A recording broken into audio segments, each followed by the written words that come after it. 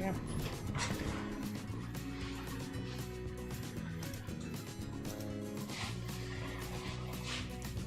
Good afternoon, good morning.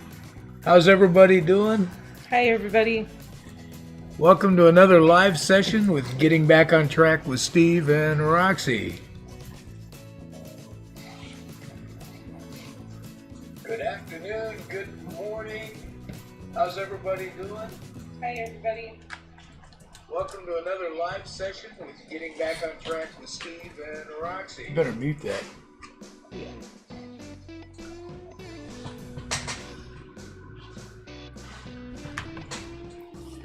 Hi, HVAC guy. So we're just getting rolling here. We're getting our printer fired up and going. Let's see here. Right now it's doing our self-leveling.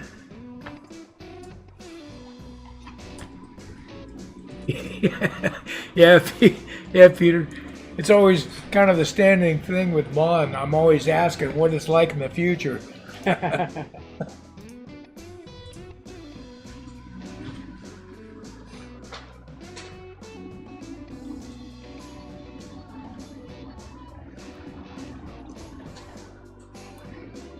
So, Dad, why don't you tell us a little bit about today's print?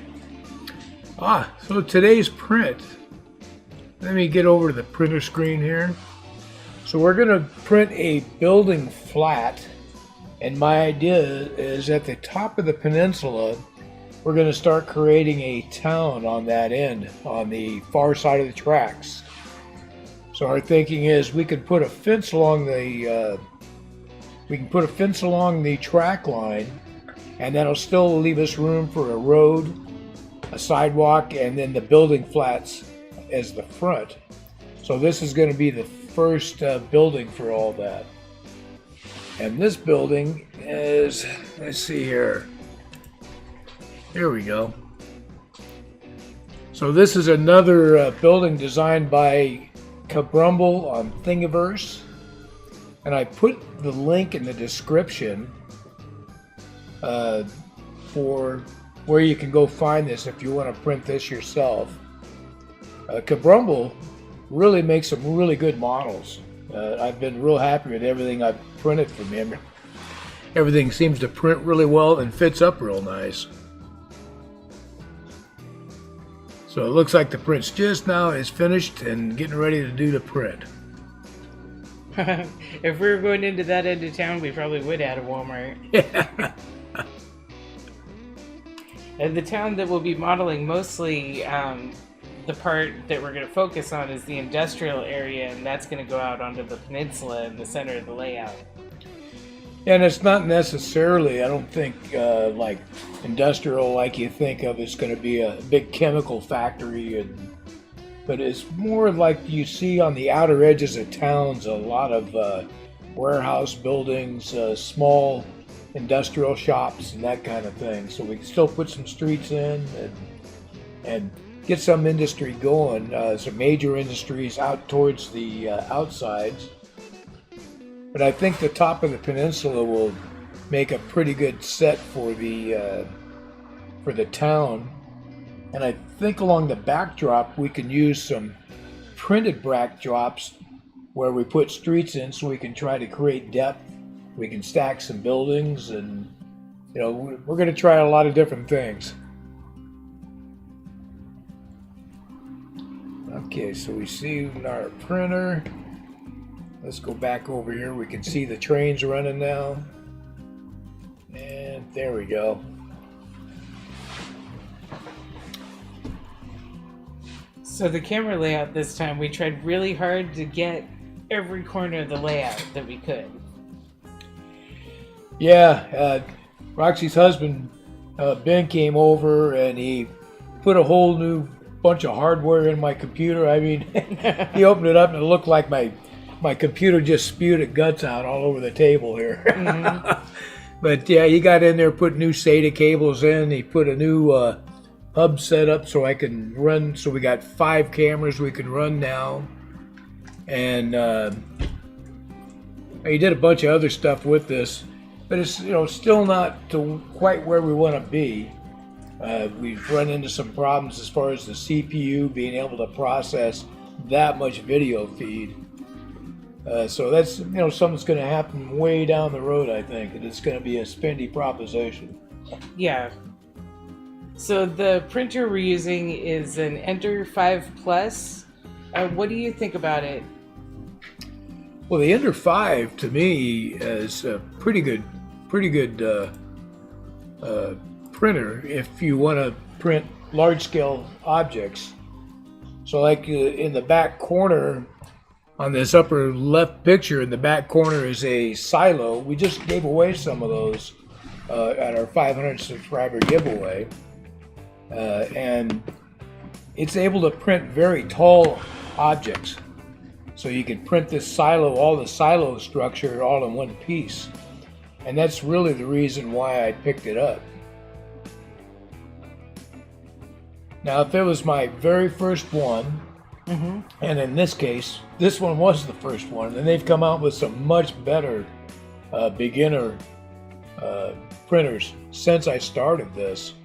So this one was a big learning curve. It took me a while to figure out how to use it, how to dial in it so I could reliably get prints. But if you're looking for big volume, it's a good printer. But I think now Peter does printing, and I can't remember which one he said he was using,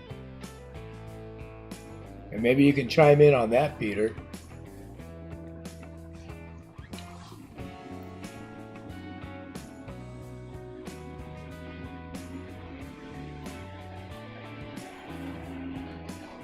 But also the kind of printer you get is going to be determined by what you're wanting to print, what type of printing you want to do. So if you're looking for highly detailed things like figures and that kind of thing, you'll want to go with a resin printer because you can print small and really good detail with a resin printer. If you're looking for like buildings and structures, a FDM or a filament printer is a good way to go. Also, filament printing is a little easier in the way that you don't have to do a lot of post-work cleanup and worry about fumes as much. Yeah, with a filament printer, I mean, you got if you got overhangs and things, so you got trees or support structure, you'll have to remove, and you have a little cleanup to do there. But with a filament or a resin printer, you got to have a wash station and a UV station to do the post-processing on it. We love our Southern Pacific logo. That's one of our favorite liveries. Yes, Southern Pacific, when I was a kid growing up, I grew up in Southern California, and that's what I saw mostly running through town.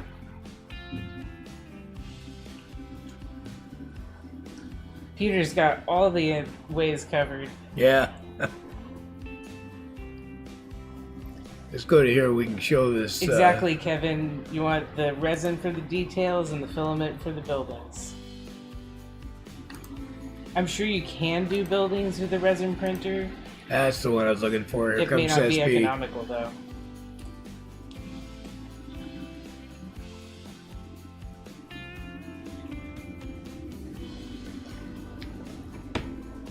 Yeah, the Southern Pacific, that's the one of my youth. I've got kind of a soft spot for those. But I do like, we lived up in the Pacific Northwest, saw a lot of BNSF up there. And then here where we are now, we see a lot of Union Pacific and Amtrak. Yeah. Yeah,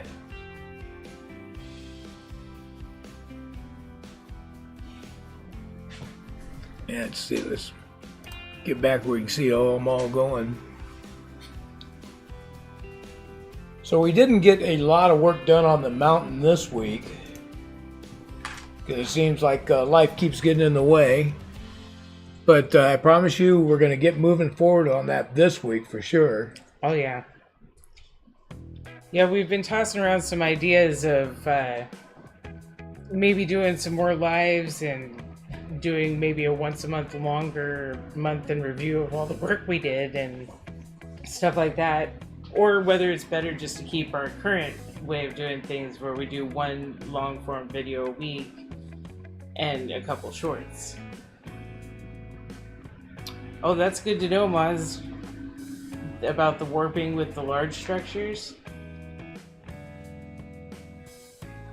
That would be a huge problem. Yeah, so the filament printers too, I also like the fact I don't have to deal with, what do you do with the wastewater, the waste from processing and... Right, all you really have left over is maybe a few bits of plastic. Yeah, and all that plastic I'm piling up because I'm going to use it for a scrap yard, scrap loads and stuff.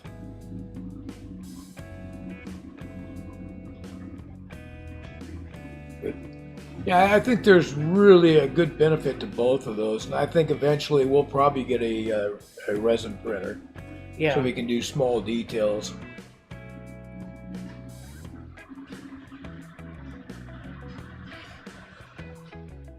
Hi, Lee.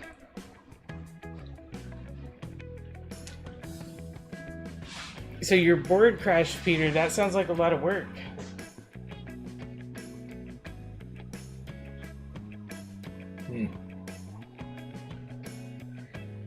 Thanks, Lee. We're trying to get as many angles as we can in so that you guys can see the whole thing at once.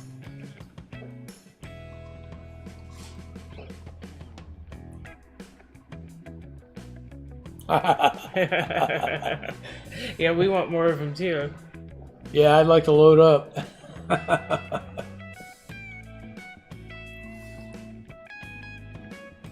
That Anycubic Viper looks like a really cool printer. Yeah. So I'm sure you can use the Mac on these. So the way I use my Ender is it has a little, what do you call those little small, the little deal that I put my files on? The thumb drive? Yeah, it's a little thumb drive, but it's a little card or something. It's got the SD card in there. An SD card. So it's got a little small SD card that sits in a slot on the side of the unit. So I pop that out, I bring it over, I stick it into my computer, I do my slicing, and just put my my G-code file on the SD card. Then I take it over, pop it into the machine, and away you go. Mm-hmm. And I'm sure with a Mac you could do it just the same way. Hi, Derek. Welcome. Hi, Derek. Hey, thanks. Yeah, I'm a little sheepish about the mountain today because I didn't get any work done on it really this week. So one of the things we talked about adding a second tunnel on the lower loop, but when I got in there and started figuring out portals and this and that, there's just not enough space to fit the portal in and the mountain and still be able to reach inside a short tunnel if there's an issue. Mm-hmm. So I think what we're going to do instead, we're talking about building a snow shed that runs along that bottom area, which I think would look pretty neat, and that's something we could absolutely do. Yeah. Yeah, I was looking up some pictures of that and thinking it would look great on the layout in that spot. So, alternatively, for our other tunnel porters on the corners, Dad found another print on Thingiverse to print out, and I think it fits really well. Yeah, the portal, it's got the sidewall, so one sidewall is going forward, one's going back the other way. So it can fit right up against the backdrop right there, so it works really good with a tight space. I think that's going to work really well for those tracks that's going to go out to that future expansion. Mm-hmm. I think that'll be pretty good.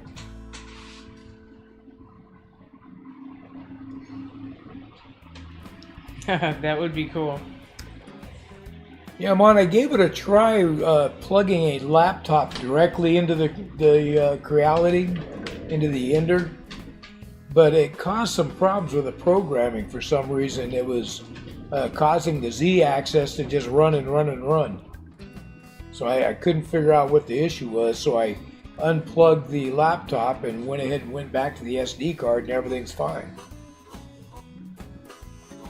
So at this point, we're thinking a snow shed where they build those wooden structures at the bottom so that if there's a snow slide, it goes over the tracks instead of getting in the way of the train. Yeah. Yeah, that's what we were thinking, Derek, was just extending the mountain down.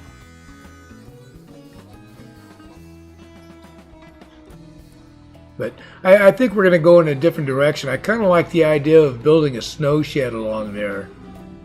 And that's something that, we can work and finish the mountain and still come back and put a snow shed in down the road. Mm-hmm. Would be easy enough to do.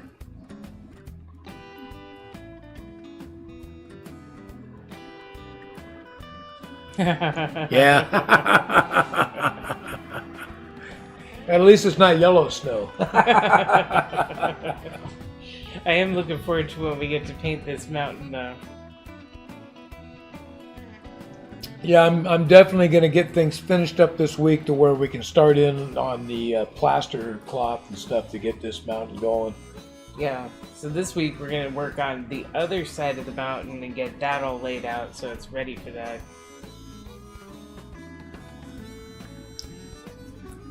Yeah, we got kind of sidetracked, so we wanted to get our camera car going again. So the old design that we had set too tall; it was running into the portals for the tunnel. So Roxy did a redesign, and we're going to set it up to push, but it's still just a hair tall. So we're going to redesign it one more time so we can drop it down a little bit lower. It doesn't have to be much. And we should be able to get the camera car going again. Can I build you a layout? We're not even sure if we can build our own. I was just going to say, I think we're struggling on building our own here. But the community can help you build a layout, that's for sure. Oh, yeah. Yeah, there's so many great tutorials and just getting to watch what everybody's doing. Yeah. Let's run through a few scenes here.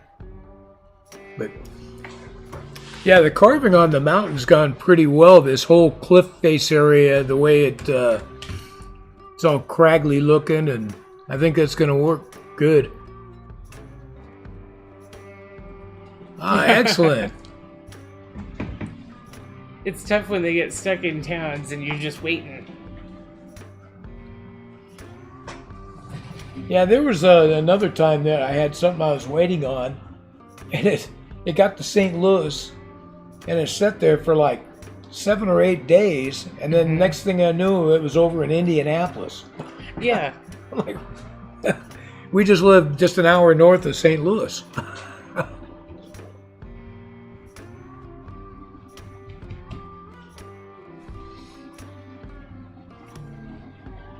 Okay, HVAC guy, here comes that SP again.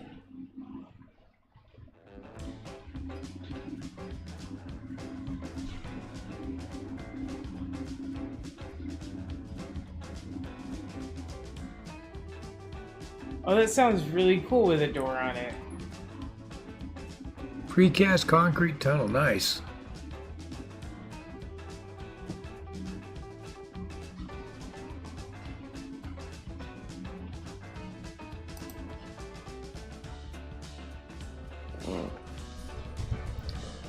Yeah, that elevator in the back, that's the model that we gave away, one of those that are in N scale and HO scale.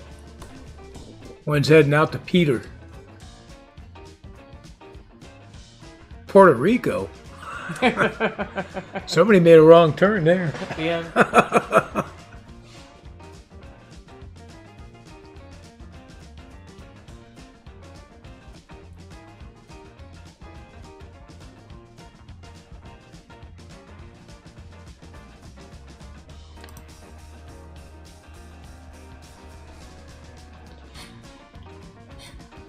So did you guys see this week's video? I think I might have got a few gray hairs from that one.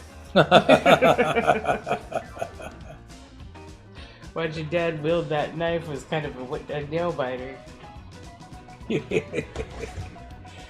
Yeah, I'm a pink foam samurai, I think. Managed to come out the other end of that with all my fingers intact. I'm impressed.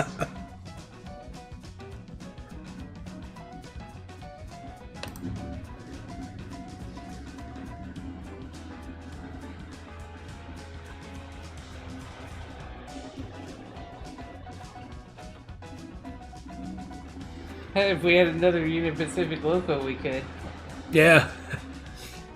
I got a couple of UP dummies. And I got another one that's got a cracked gear on it that I'm going to have to get another gear for it. Or maybe I could print one. I don't know.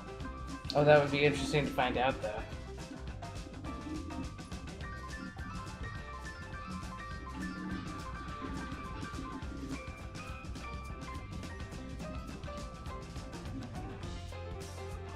Huh. Hi, Eugene. Welcome.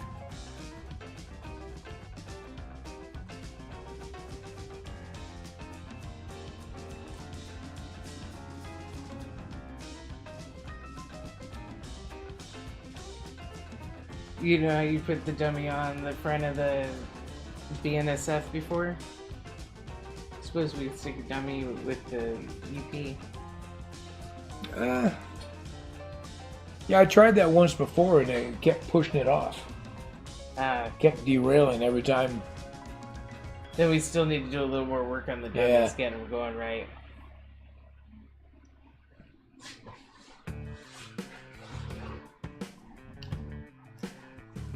Yeah, up to this point, I've been more focused on laying tracks and figuring out the scenery and structures.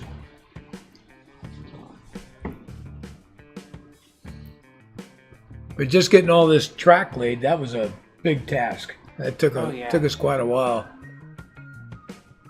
Yeah, it's been an interesting transition going over to scenery now. But I'm excited with our ideas.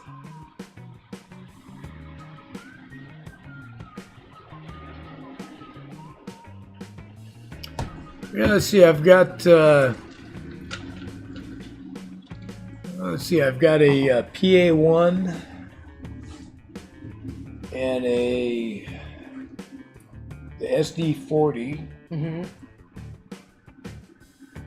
Let's see, I got the UP and the BNSF that's on here, and the SP. Up in the back, I've got a couple of Santa Fe dummies, and I've got a couple of UP dummies and another UP that I gotta see if I can figure out the gear on that.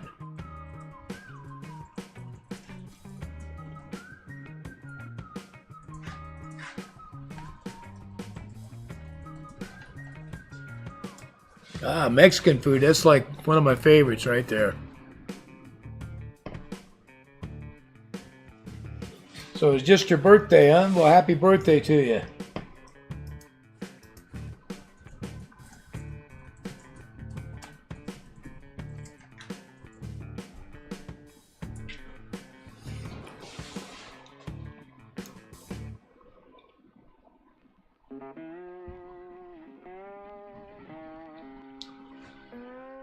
Yeah, I've seen some guys, but I think resin printer would probably be a better go for printing a train bodies. I am very impatient about the pinkness of the mountain. I agree with you, Mike. Yeah, I'm going to get after that this week. In fact, even just the pink in the peninsula has been bugging me. I'm thinking about painting it all. Yeah. 'Cause I've got a whole bunch of this brown paint.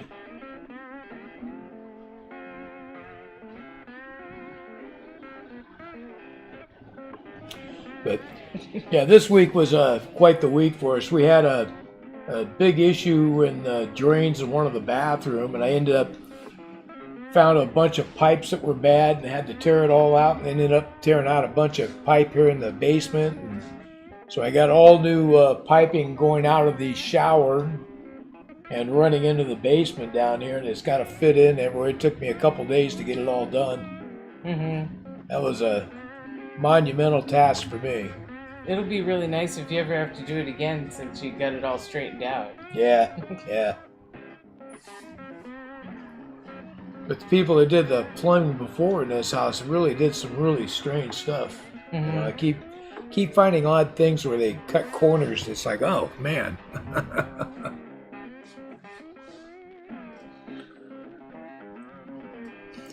Yeah, well, sometimes you just do what you got to do. And it took a while. And I had to get some help with my wife, help me out. And, you know, my grandson was over and gave me a hand with some stuff. And I just plug along and get it done as best I can. Yeah.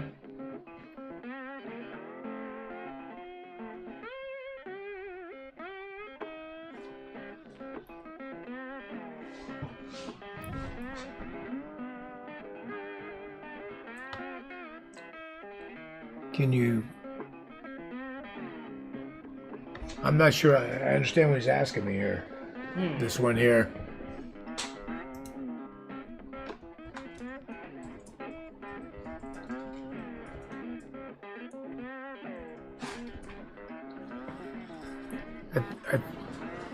That's a really specific HVAC system.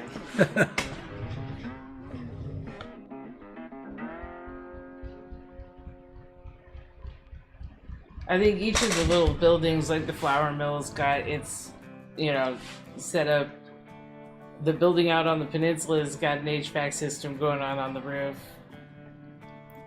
Yeah, a lot of them they have them on the roof, but I don't see why you couldn't print something that looks like that to install onto a building.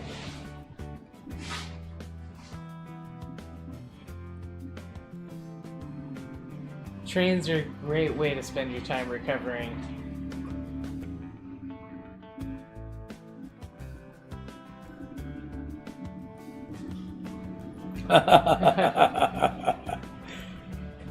Yeah, I look at all this open space with nothing but occasional building here and there, and I'm like, yeah, I gotta change this. Yeah.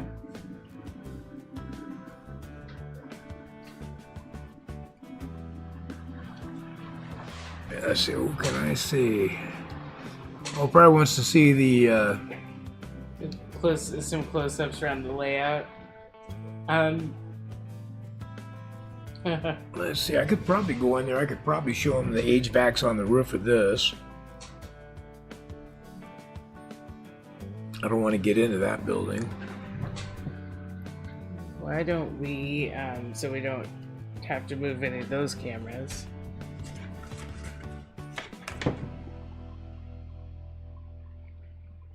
Can you pop in and take a picture of it? Yeah. Yeah, take some close-ups and then we'll put them up. Some pictures and we'll put them up. 10 for... That's your... That's this is mine. I thought that was yours. Okay. Let me pop in here. I'll take a picture. Let's see what that printer's doing. Oh, that seems to be rolling along pretty good.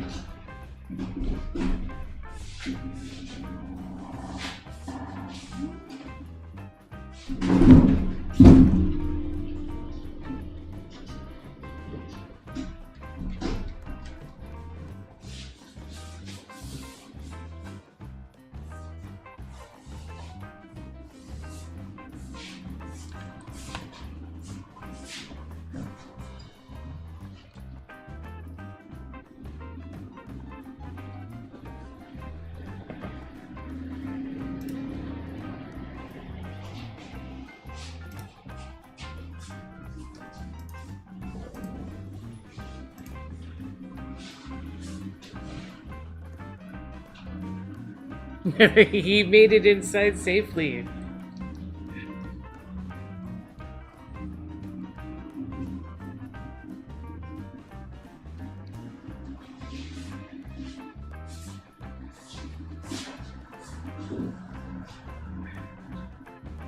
Yeah, we're being a little more cautious going in and out.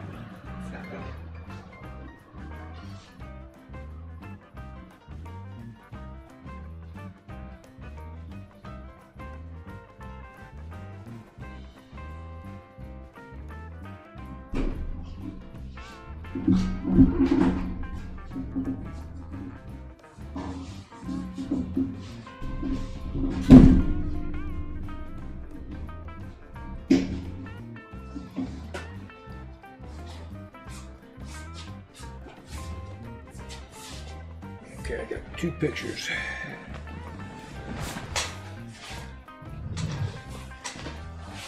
Yeah, we're being a little more careful going in and out this week. Last week I had that big train wreck and I had to fix that loco, the BNSF. And I'm still going to have to see about printing a new horn for it. That horn broke off and then broke in 2.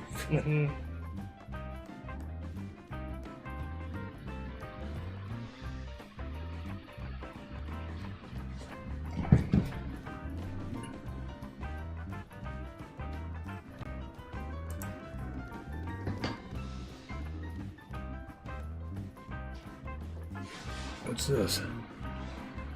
It's on studio mode. They can't see this.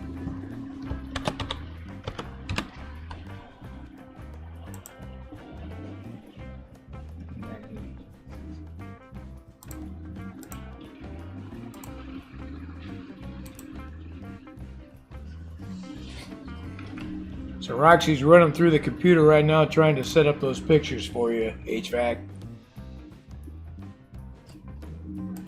What are you looking for?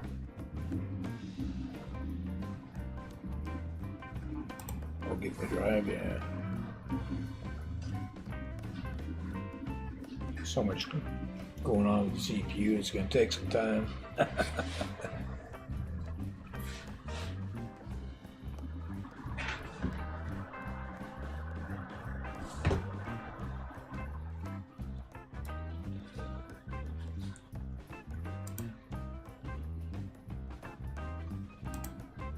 Oh yeah, that's the feed, huh? Mm-hmm.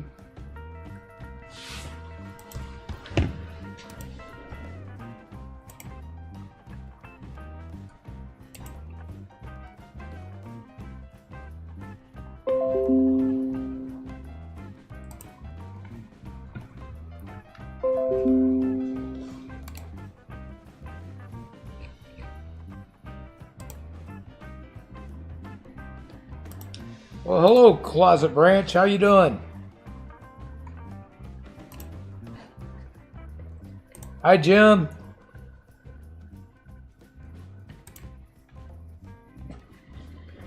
Sorry, I was a little bit distracted there. Roxy's in here getting those pictures together for HVAC guy.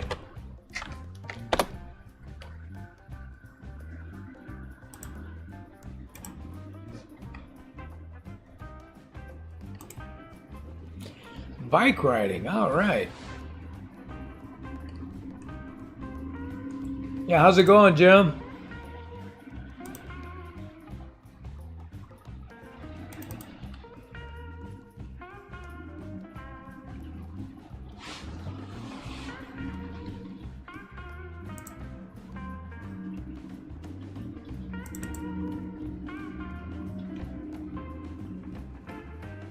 Well, that's weird. Yeah. Try again.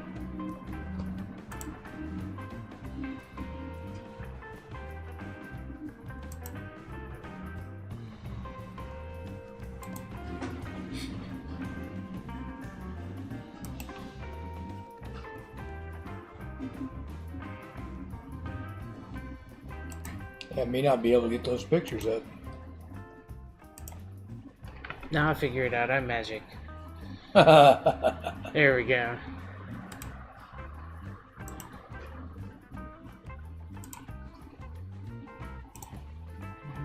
Nice.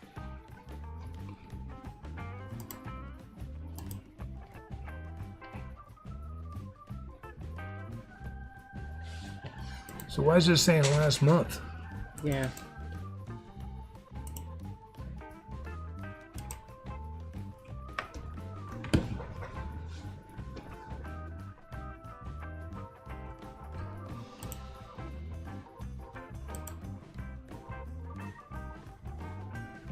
There they are right there. All right.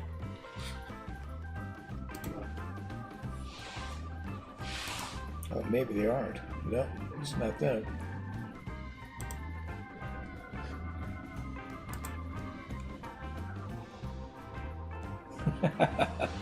Yeah, Roxy's having a time of it.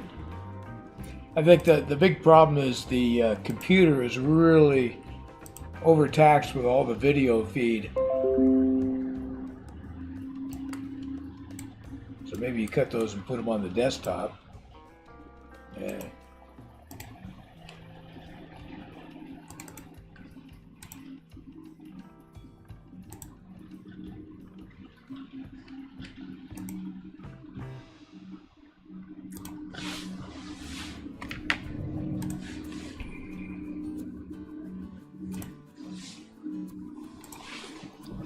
Yeah, it's not looking good.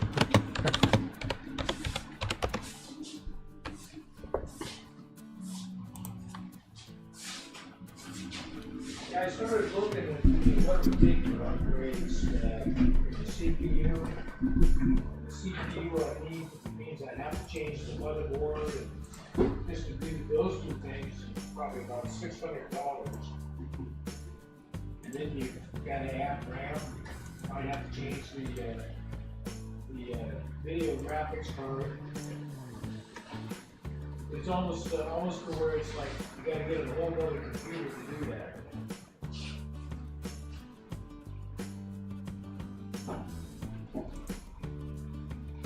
Yeah, control the link. Go.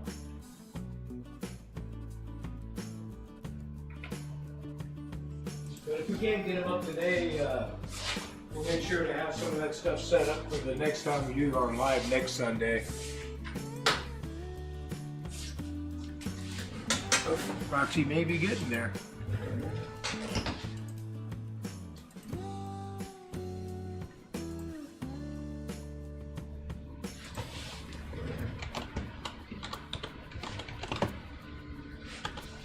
Yeah, my IT guy spent the afternoon with me here yesterday giving me the bad news.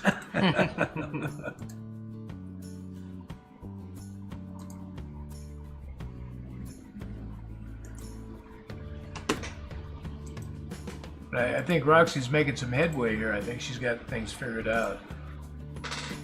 There you go.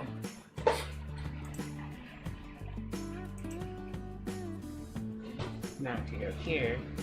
Show you pictures. If I go to this one here? Yeah. Okay, I think Roxy's got it here.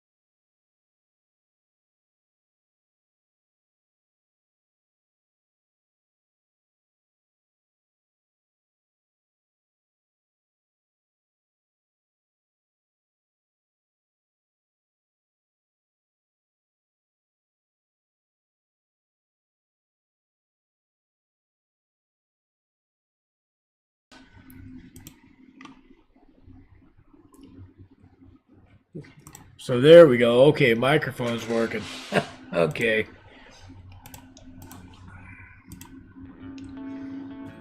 There we go. There we go. Okay, as I was saying. So we 3D printed this building here. And this one we used the, where you see the HVAC on the roof, we used sandpaper for the roofing material. And just kind of dirtied it up a little bit. And then the glass was printed with a clear PETG, so it looks translucent. When you light it up, it glows real nice.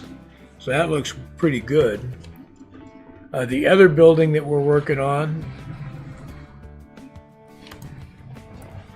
this is the flour mill that we printed, and I still got to glue this one together. But we just pieced it together to see how it would fit into where we wanted to put it. So we still got to paint it, and I got to install all the windows and everything for this one. But this was all done on this Creality. It's going to be a great addition to the layout. Yeah. So if we go back to the Nested Live, you can see right now we have that first building on the peninsula and the other one's up in the corner.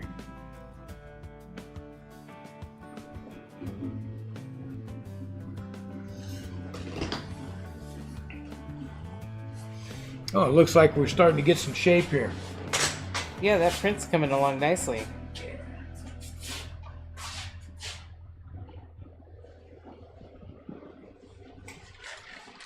Should be pretty good.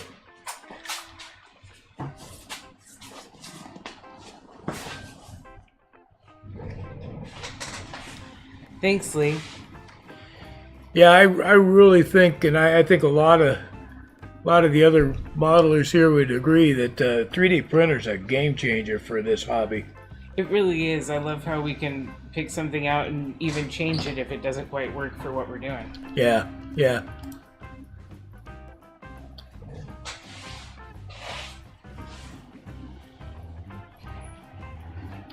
A separate one for a train to carry? I'm sure we'll probably. Oh, you mean like an HVAC sitting up on like a flatbed? Yeah. Yeah, you absolutely could. That is awesome, Kevin. So happy to hear that. Excellent.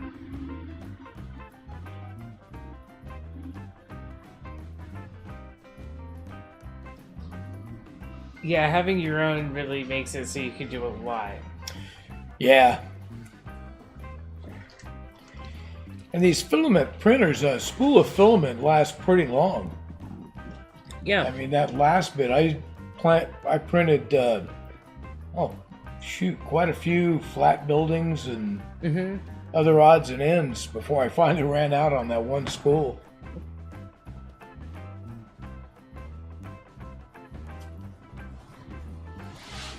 Yeah, to me, that 3D printer, I mean, that's a hobby all in itself. It really is. We didn't think it would be such a big deal, but the more we've been doing it, it's become its own kind of monster. Yeah, and a lot of folks get these 3D printers, and then they got to start modifying them. Oh, yeah. They do all kinds of mods to them, and I've done a little bit for this one, but not as crazy as a lot of these guys, you know? Yeah. But if I'm getting plans online to print, I think the best place so far has been Thingiverse. There's been almost everything I can think of on there that people have shared for free.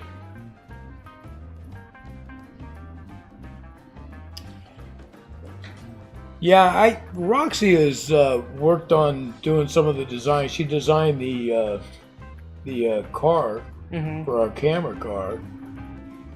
So she's delved into that a bit using Tinkercad. I haven't really monkeyed around with that a whole lot and spent the time. I've been busy with other stuff.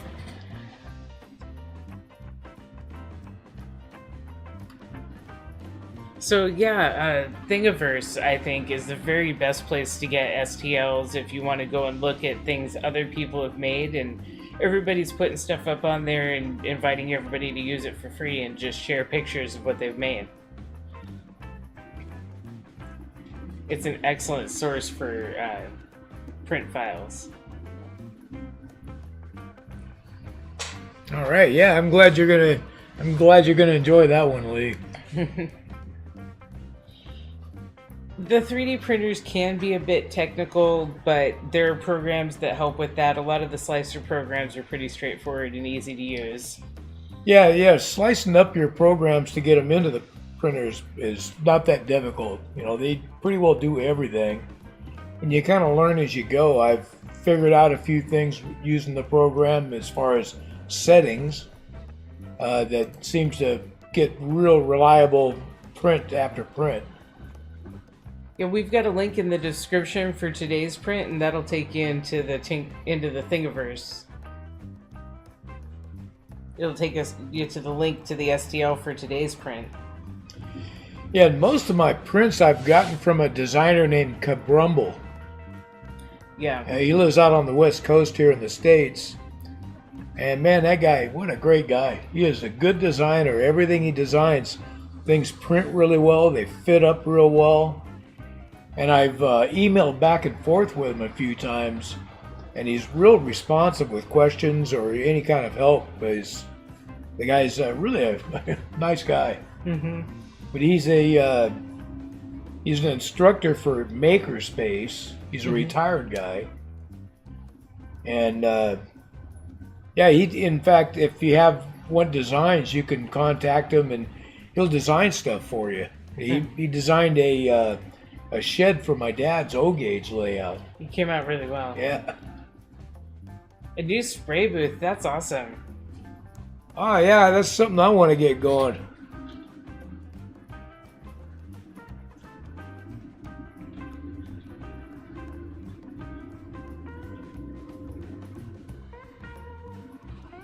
Yeah, I think that how technical you get with the 3D printers really depends on how much you're into modding things and changing them from the original.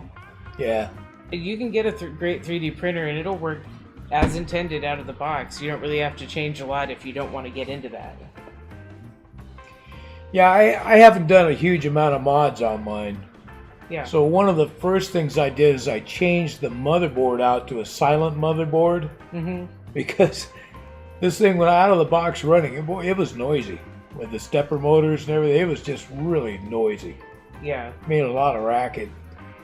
So it's pretty easy to change that motherboard out, because you got it side by side. You unplug one, stick it over, just change it over to the next, and mount it back in. So that was super easy to do.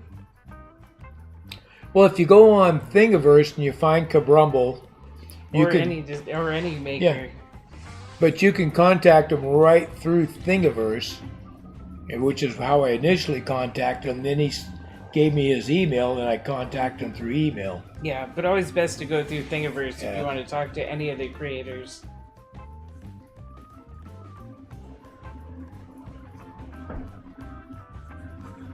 Yeah, there you go. I actually have a large wood box now that has 2 exhaust fans on it that I'm going to carve out to use for a spray booth. Now I'm going to set it up so it'll vent right out of the basement here, and that way when I like to prime all my buildings with a rattle can, but the fumes are just too much to do in the basement with that. Yeah. So I do it out on the back patio, but that's if the day's nice,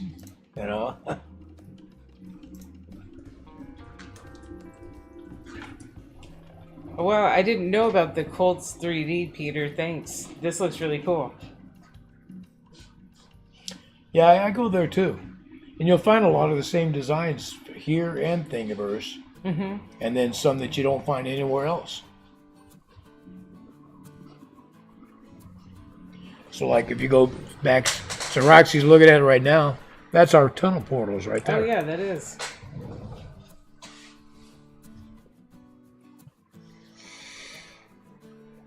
It's always good to find new resources for these things.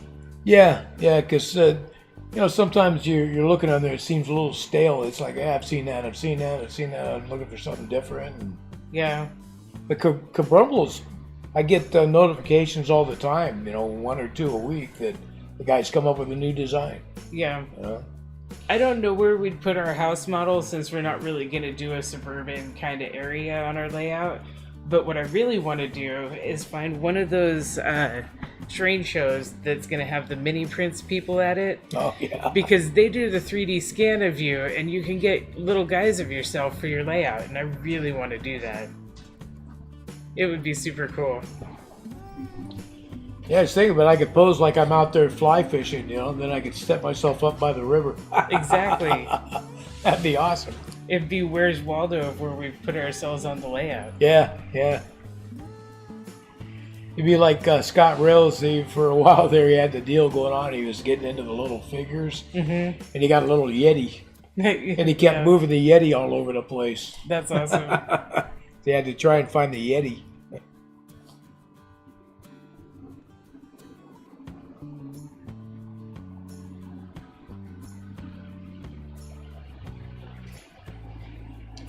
Yeah, the only problem here, Peter, is we have a thing called winter.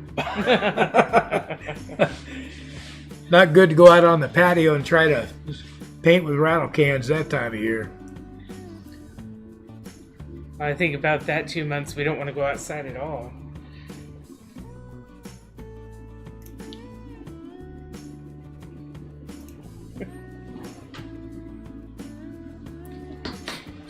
Yeah, Dave over at Scott Rail's got some fun lives. I enjoy his.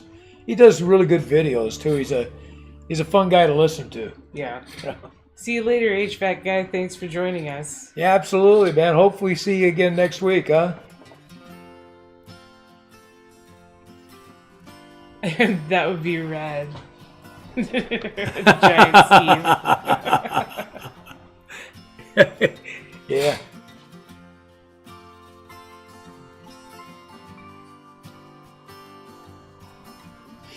Yeah, that would be funny.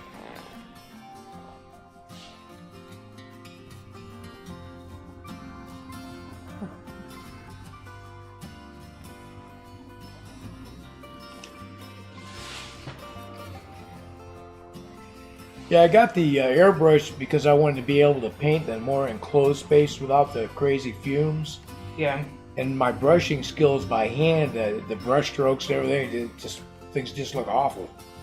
I think those kinds of projects take a lot of practice.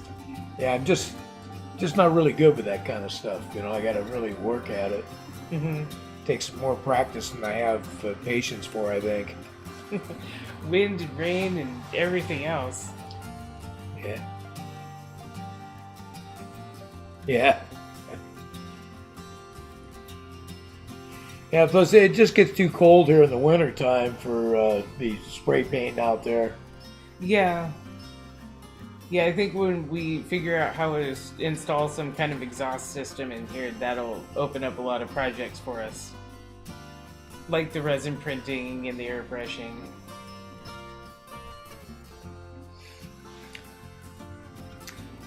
Kits will be great for while you're hanging out.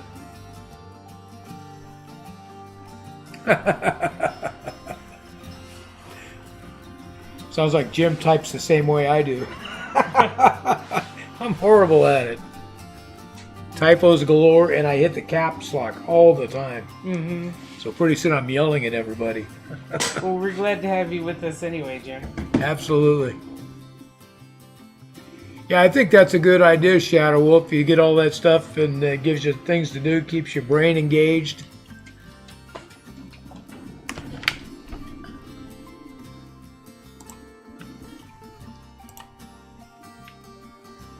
What are you doing now? Lee sent us a picture of the airbrush spray booth. Oh. I missed that.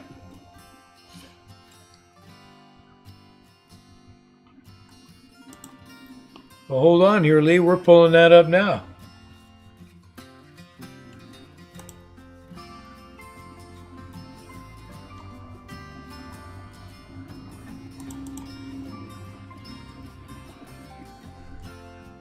All right. Oh, looks like you've been doing a lot of work in there. That's great. Go back to that other picture. So he's got to exhaust it out the window? Yeah, he's got the ducting and everything going on. Yeah, that's what I need to do. So you use the flexible ducting. How's that working out? Are you happy with the outcome?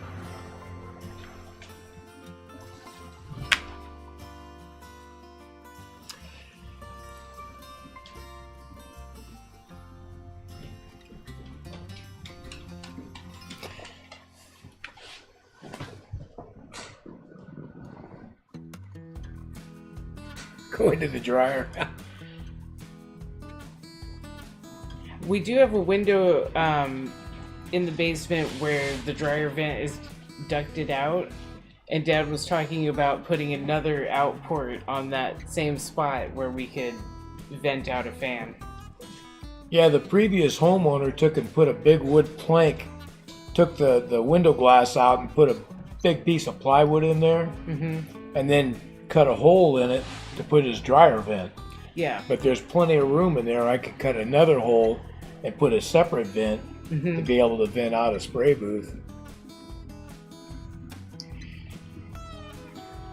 Yeah, that looks good, Lee. That looks similar to what I want to do.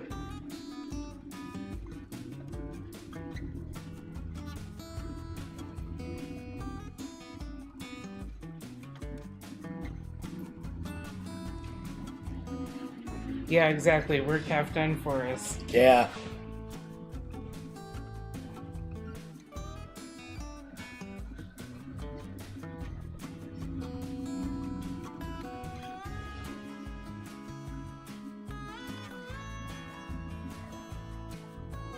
Yeah. Definitely a bad day. Whole new meaning of pants on fire, huh? Right? I gotta run it.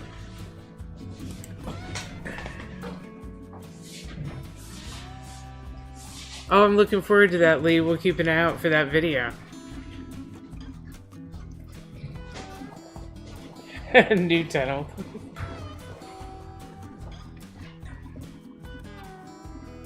We'd get in trouble with Mom for that. She did give us a very clear no blowing up the house rule.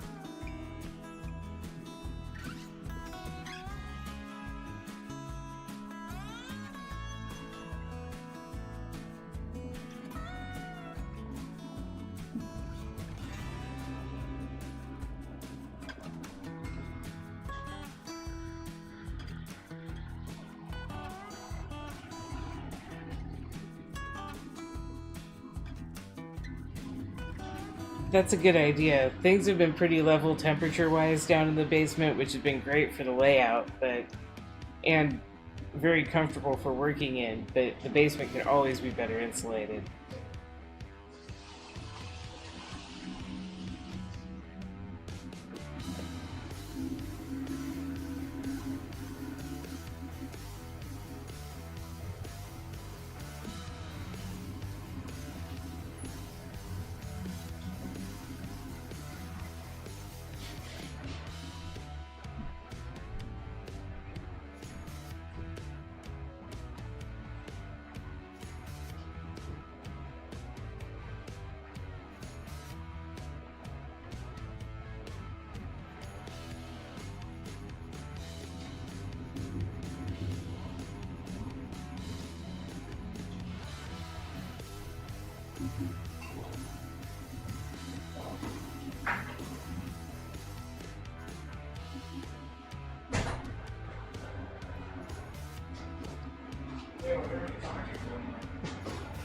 So having these lives has been awesome. It gets Dad to tidy up the layout completely at least once a week. Yeah, it was a bit of a mess this morning. Well, we're good at making a mess in here. Well, I was pulling out a bunch of bits and pieces of some of that foam insulation, and I was going to get to work on the portals on the back side of the mountain there. Mm-hmm. But then I got sidetracked with other stuff and didn't get to it, and it's like, oh, okay, I'll just clean it up and start again tomorrow. Yeah. So. Yeah, that's the thing to do.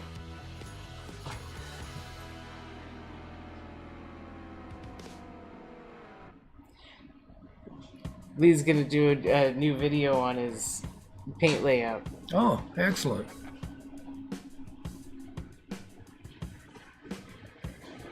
Okay, let's see if we can catch up on some of this chat here. Mm-hmm.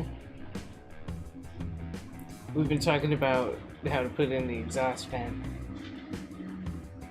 Yeah. And I did tell everybody that Mom made a no blowing up the house rule.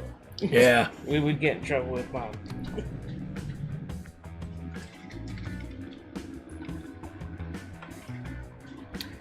Oh, okay, so I need to get Lee's do I get? Oh, here. So I want to share his channel. Oh, okay. So we go here.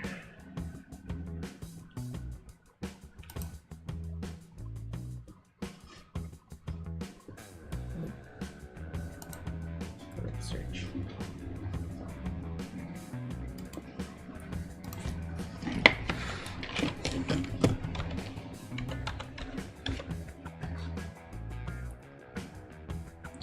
You know, it's easier to just go this other way here. Mm-hmm.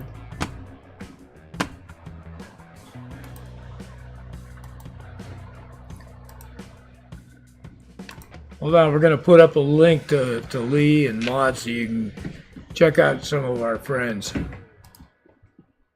Yeah, let's see here. Oh, my computer runs so slow with all this going on.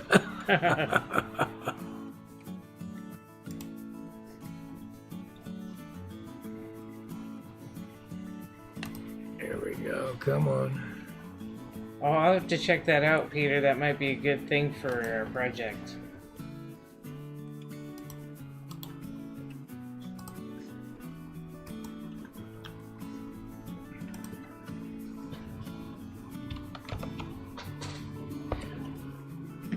No worries, Kevin. We're all over the place.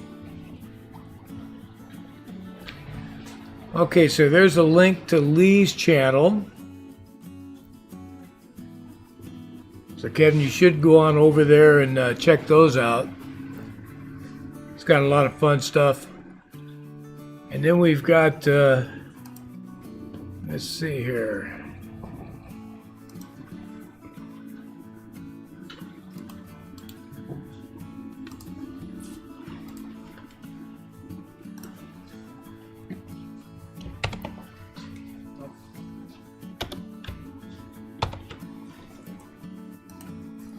And there's the link to Monsville Railways.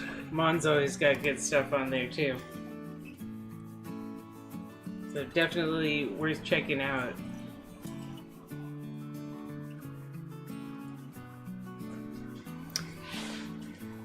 So Mon, I really like that, was it the King George V model you had on there? It was the blue one. I really like the look at that one. I like the color and everything.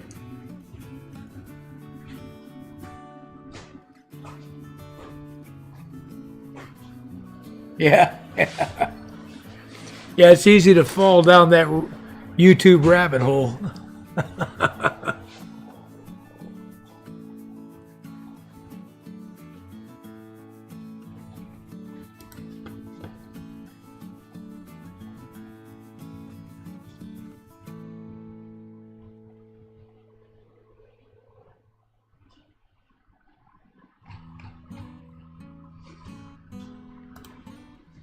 Here we go.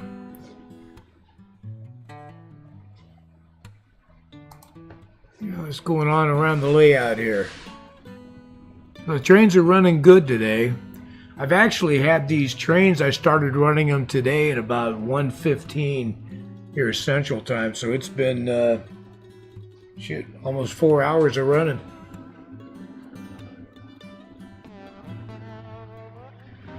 Ah, football, yeah. So I was surprised they just had that football game in Brazil. I didn't think people down there cared about American football, but there was a packed stadium full of people just enjoying that game.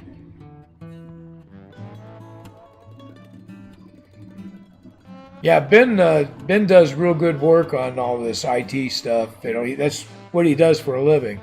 So it's. Oh, okay. Yeah, for some reason I wasn't getting notified of your videos, Mons. Maybe I'll have to go back in there and reselect to get notified.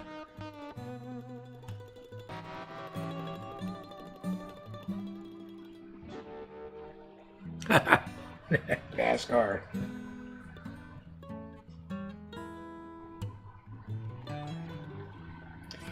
Yeah, me, I'm a diehard Raiders fan.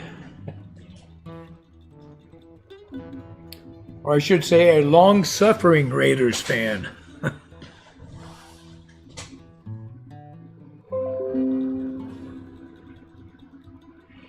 Okay, Lee. You have a good one, buddy, and we'll see you back next week, and I'll be on the lookout for your video to see your spray booth.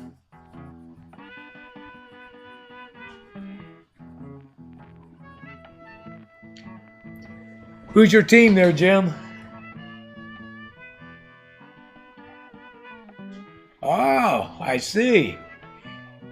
Yeah, as a Raider fan, I really dislike your team and your old quarterback.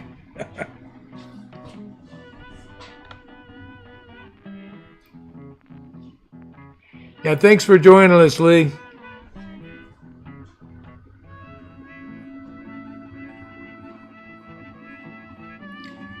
Bite your tongue, Roxy.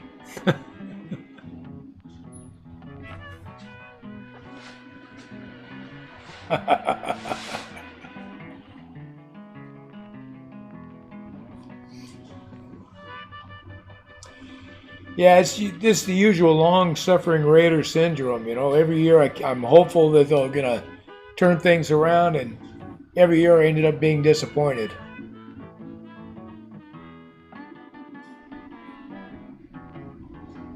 Yeah, I think you're right.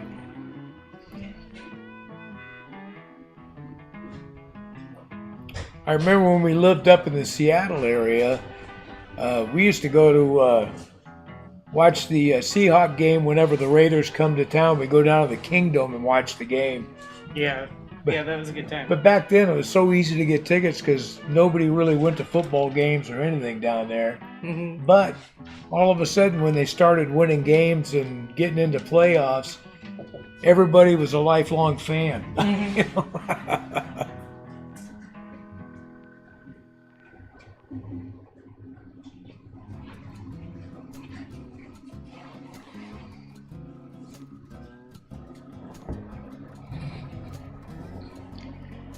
You talking about Pete Carroll, Peter?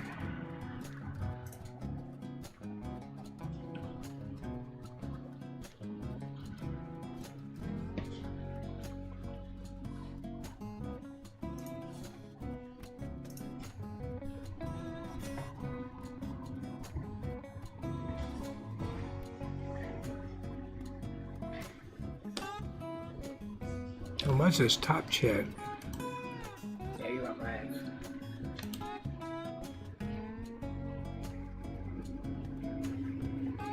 Just gotta think for a second. There we go. There you go. You're right. Now you do need to mortgage your home to go to a game. Yeah. Man. Yeah. Ditka. It's insane. You know, I would love to go. I've seen the stadium in Las Vegas. It looks really cool. It looks amazing. I would love to go to a game, but man, it's so expensive to go. Even for terrible seats. Yeah, I mean, way up in the nosebleed up there. Ditka.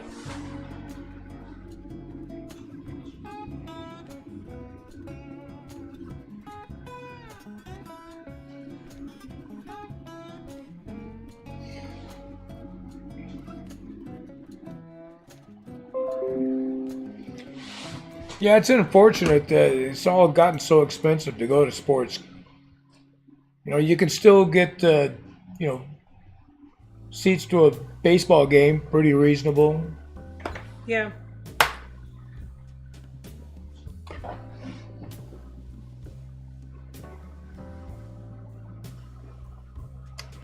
Yeah, unfortunately, at the new stadium for the Raiders, it's way more than that, even for the cheap seats.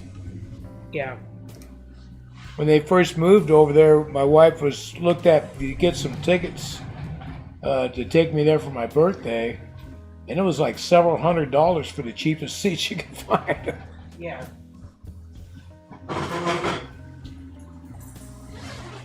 Yeah, I don't understand how anybody could take their family to a game anymore.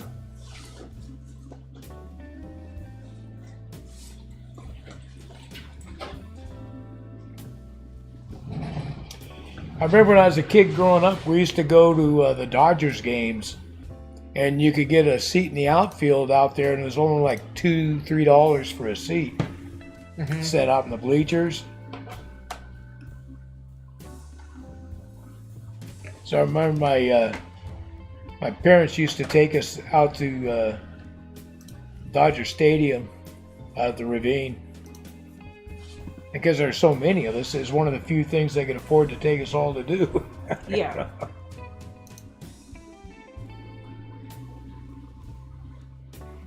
Wow.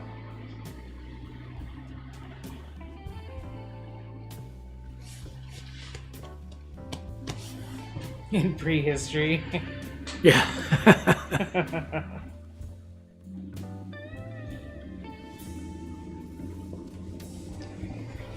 I remember that game at the Soldier Field where the fog got so bad you couldn't even see anybody on the field.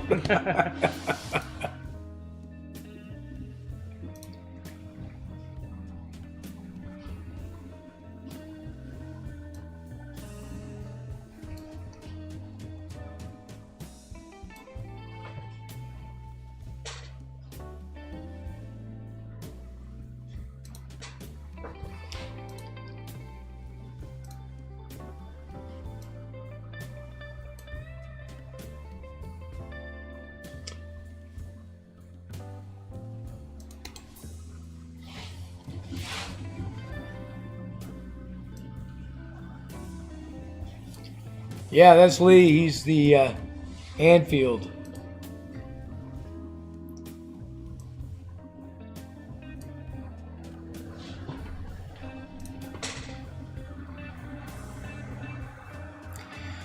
Yeah, $9 to go to Yankee Stadium. That's not too bad.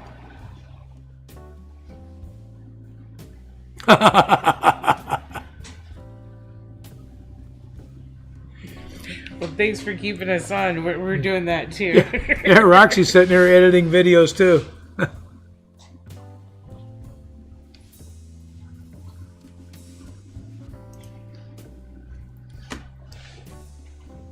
So you guys all got me off track, started talking football, and it's like, oh, yeah, Raiders.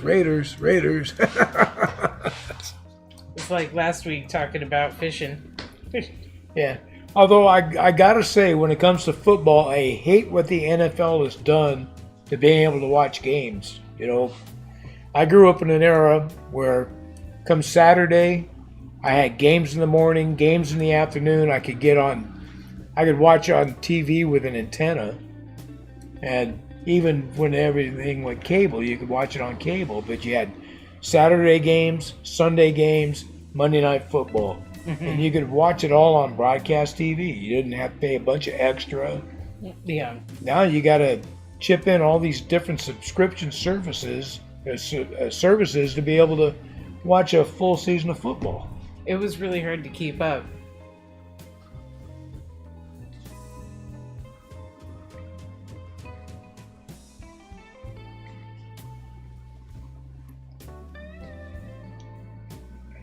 You get a lot warmer though when you start jumping up and down at the yelling at the refs.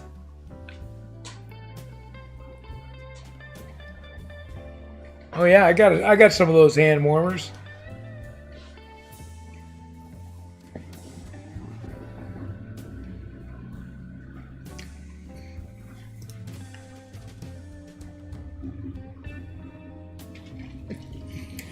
Yeah, you know, I've got a couple of subscription services we use now. We don't have cable or anything. Yeah.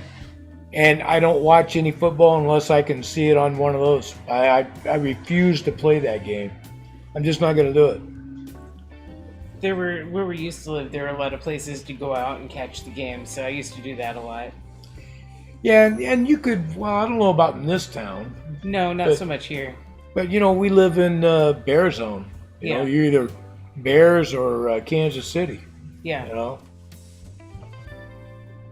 So we might be able to go to a bar or a pub and, you know, watch Bears games.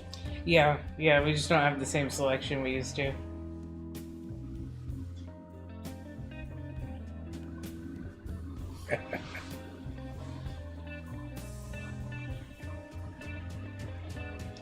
Yeah, it is terrible getting blacked out of games.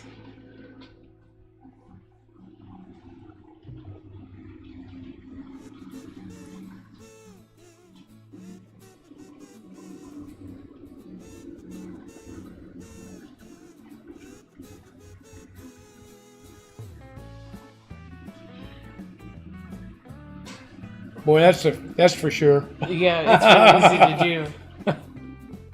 Spend just a little too much while you're out because it's fun to do. Well, that's just it. You know, I'm drinking up the beer all happy because they're winning, or I'm drinking up the beer all sad because they're losing. Exactly. And then you got to order food. Yeah. So it was fun. There was a bar when we lived up in Seattle that we go to, and it was taken over. That bar would be taken over by a bunch of Raiders fans. Yeah. And you go in there, it's just packed full of guys, Raider guys, having a good time with the game.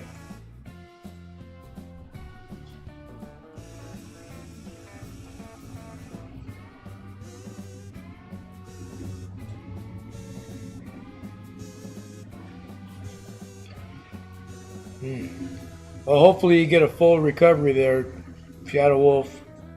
I can attest it's no fun being in the hospital. Don't. Those health issues, man, they can change your life drastically in a heartbeat. See, you had to bring up beer. Now I'm wanting a beer. Hold on, I'm going to go get a beer. You want one? Yeah, that sounds great. Okay. Hold on, I'm on a beer run, guys.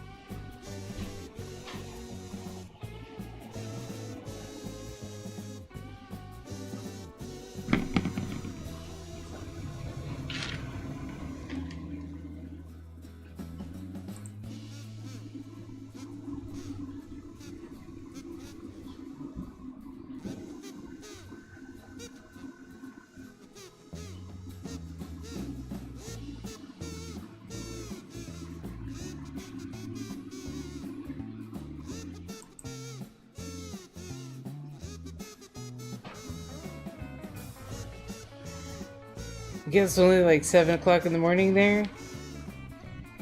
I would talk myself out of it at that hour too.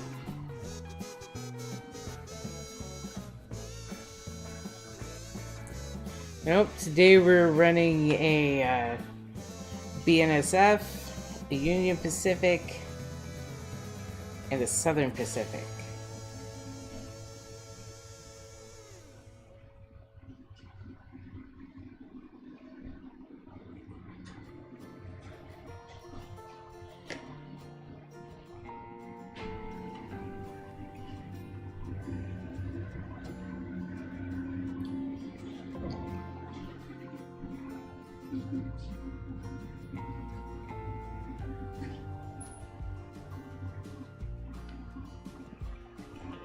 I think if I started at 8 a.m., I'd be asleep by noon.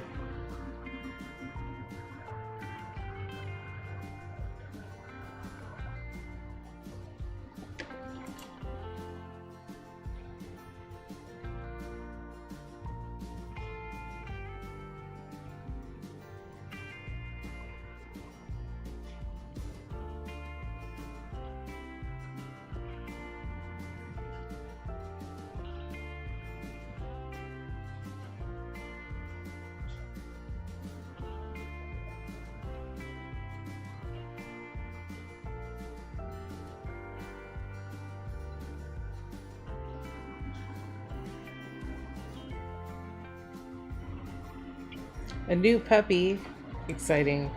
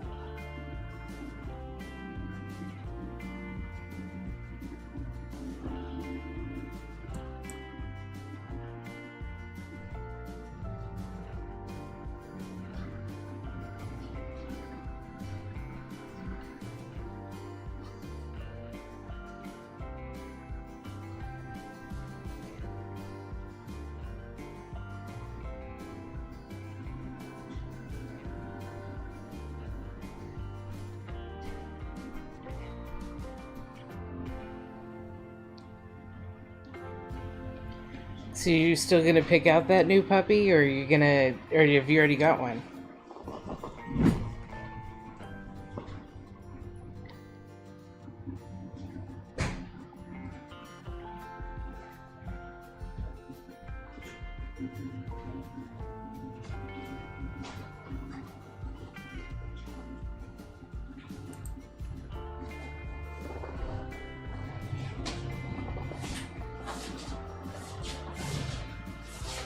Here we go.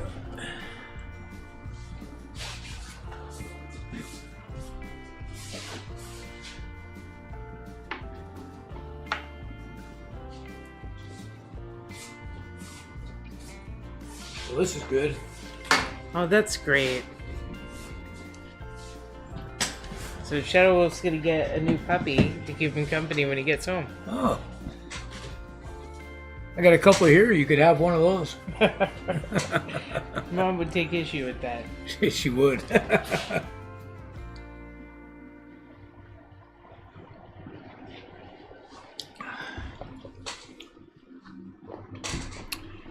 Yeah, that rehab can take a long time.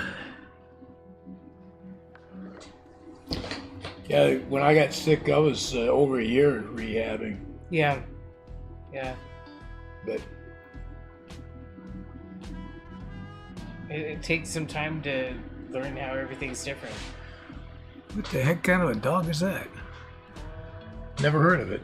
I'm gonna look it up. So, a doodle. So Bernie it's doodle.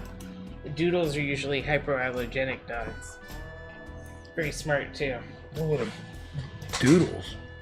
Never heard of a doodle either. A doodle is a poodle mix with something else. Oh. So they have hypoallergenic coats and they're really smart dogs. Okay. Yeah, I'd never heard of that.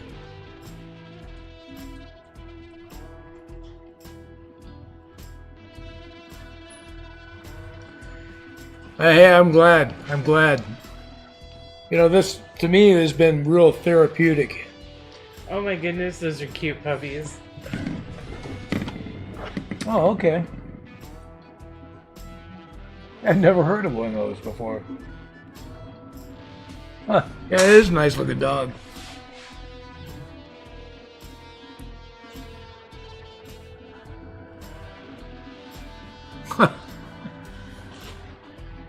It's a far cry from when I was growing up. You go down to the pound and get a mutt.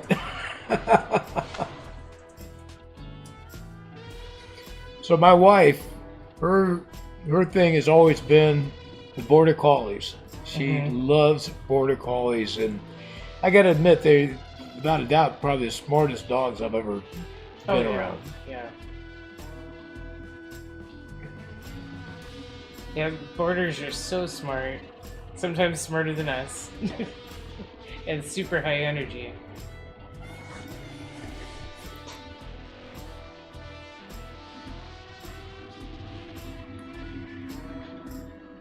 Yeah, there's a lot of times, Peter, that I find models that are in N scale that I want to print, and I just scale them right up. In the slicer? Yeah, in the slicer. I can't recall right off the top of my head. I got it written down. Which one? It's probably in here. There's a...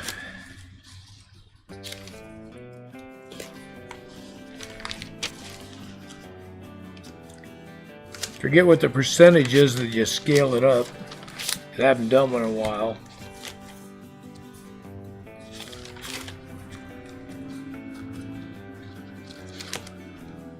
Maybe it's not in this book.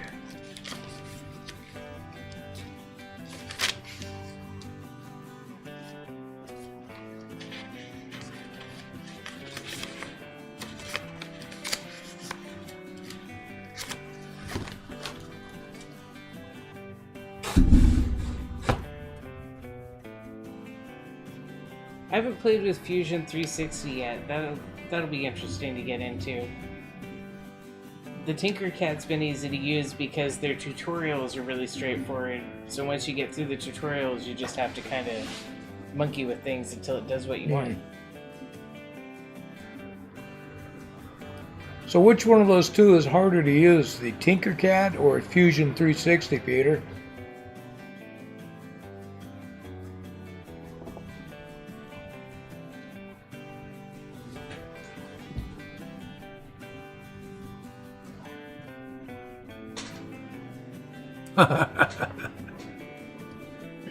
It is hard getting a new pet after you've lost one.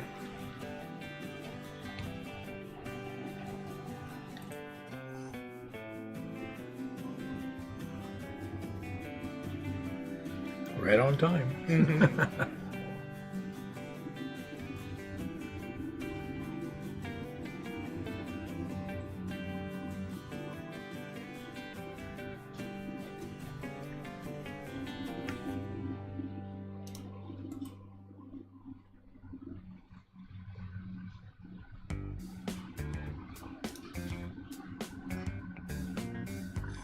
Yeah, I like the way it looks, the two trains going by each other on these long runs. Mm-hmm. Looks good.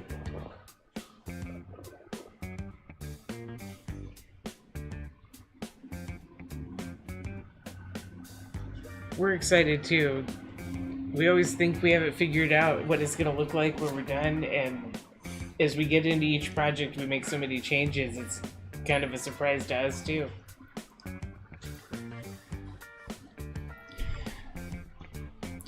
Yeah, it's funny doing this. There's things I've learned along the way, but one of the things that I wasn't thinking quite clear on and didn't quite understand, being new to this, was when I look at how I laid the tracks out, up the sides and stuff, I took away some of the opportunities for scenery that I could have done things differently and been able to do more.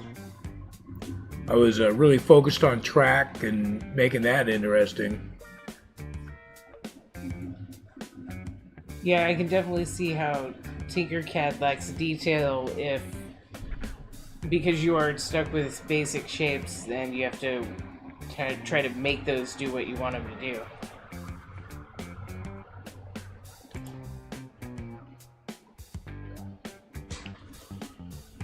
Yeah, I'd be glad when you get more scenery and building and stuff going on in here. It's like this big giant blank canvas right now. That's because of it, it's making me, I keep changing my mind on things. Well, yeah, because at this point we could do so many things.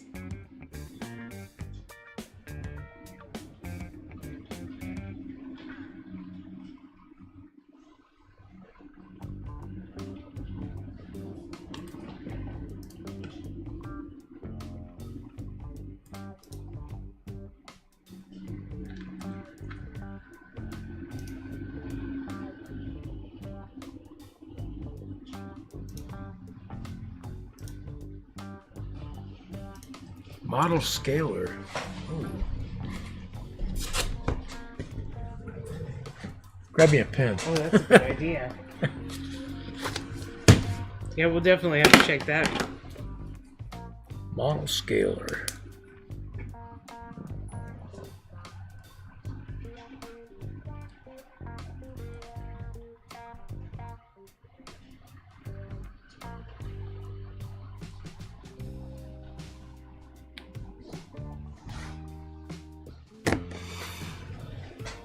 Yeah, I can see where that'd be handy. Usually I'm looking at stuff and I'm trying to figure out sizing on things, and I'll look at something like a door or a window and say, okay, well, I know approximately what this is. So you can kind of scale things that way. But it's kind of a ballpark guess then. Well, and I think there's real life stuff we don't always quite fathom the scale of because of the way we're used to looking at it.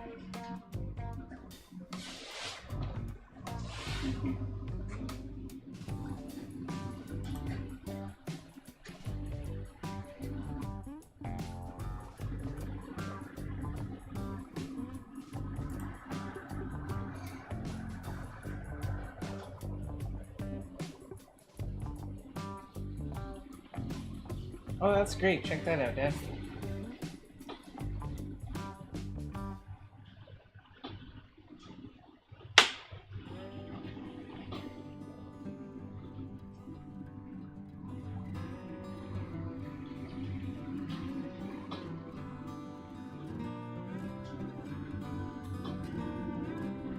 Oh, yeah.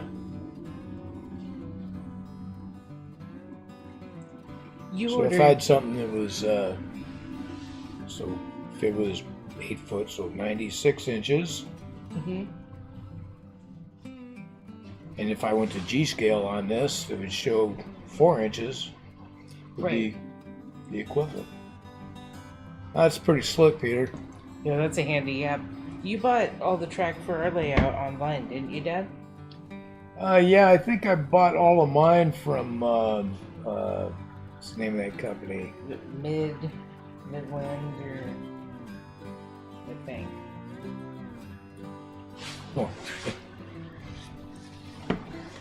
I can't remember the name of the company right off the bat. Hold on a second. I'm gonna pull it up because I bought a bunch of stuff from these guys too. Yeah, they've been really good sellers. Let's see here.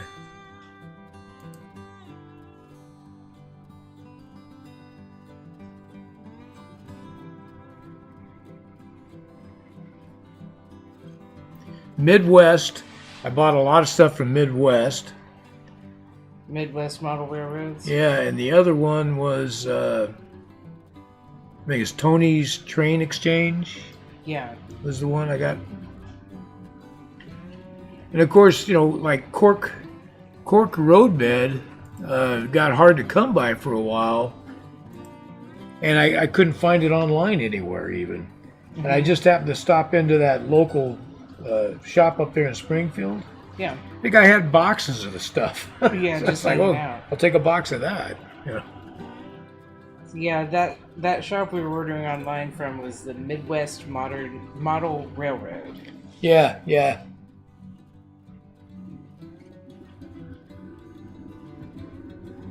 And we've had no problems ordering from them. Everything's come in a timely fashion and been exactly what we thought we ordered.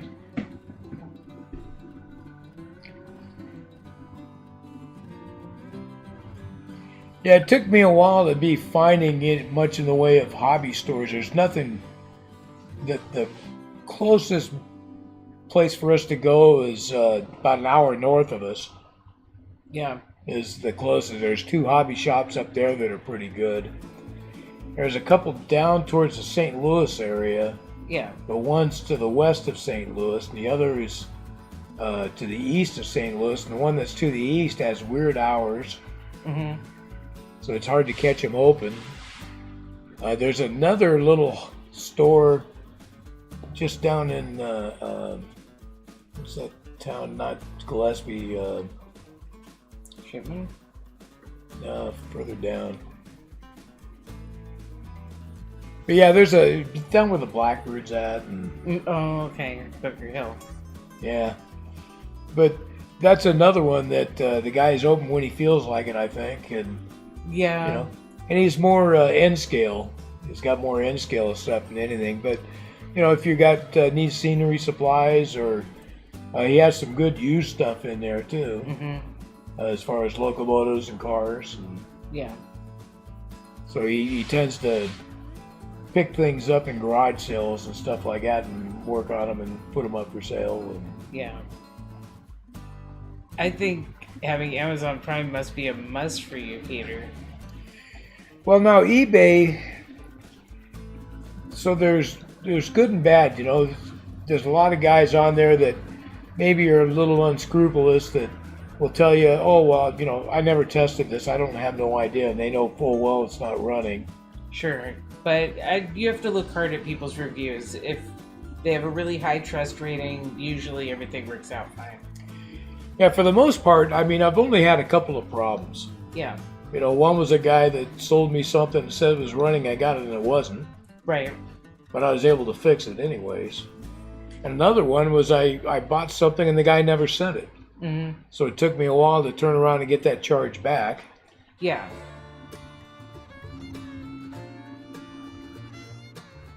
But, you know, there's some things that I've got, like that's the Southern Pacific. I bought that on eBay quite a while back. Right. So the other thing that's unfortunate, and I think it's all over the place with the hobby right now too, is especially since the pandemic, is a lot of stuff that you find on eBay is way overpriced. Yeah. people will get something and it'll be a DC locomotive that's older and the guy doesn't even know if it runs or not, and he'll put it up there and he wants $100 right out of the gate. Yeah. But I think there's still decent deals to be got over there. Yeah, absolutely. And I'd love to get out to more train shows. We had a really good time the time we went. In fact, we were having such a good time, we had been planning to make a video out of it and didn't film anything because we were busy running around looking at everything and showing each other stuff. Yeah. But you're right also, Peter. That's the other problem with eBay. Now, my dad used to sell things on eBay. Mm-hmm. He used to...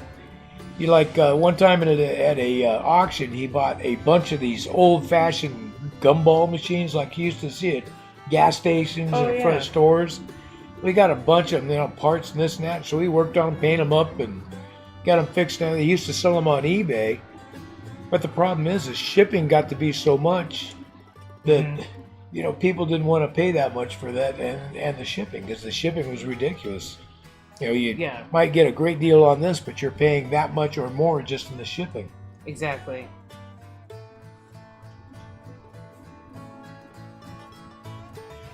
But yeah, that's one of the things when I'm looking, I use a filter and I'm looking for a specific thing, and I'll ask it to filter it out by the cheapest plus shipping.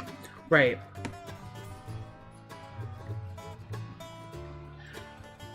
Well, if he still has this store going on at 90, it's because he loves it. Yeah. Or his kids just aren't interested in it.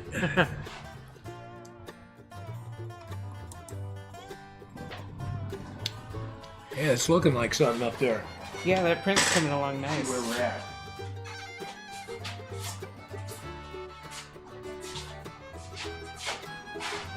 Huh, 49%, just about halfway. We're halfway through the print already? Yeah. Wow. Time's fine when we're hanging out with our friends. It's kind of a strange print on here because it's like there's a separation from the very end over here and the main part of the building here. It runs all the way up the side. Yeah, I'm interested to see if that's going to connect or be a separate piece. Well, I'm wondering, because I'm looking at the shape, and I'm wondering if part of that is the support. Oh, maybe. And maybe as it goes up, it kind of flares out. It's looking to me like that might be a support.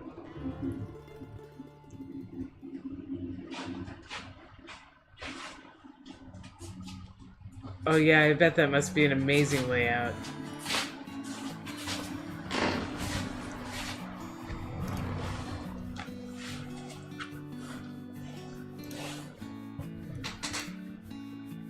Staunton, that's what I was trying to think of. Staunton. Yeah. Yeah, so there's a little town called Staunton. The guy's got a little hobby shop in, and he's got a layout inside it, but it's in the back room where you can't really see it. Mm-hmm. It's just for him to sit back there and run trains. You're probably right, Peter. That is how it's intended to go together.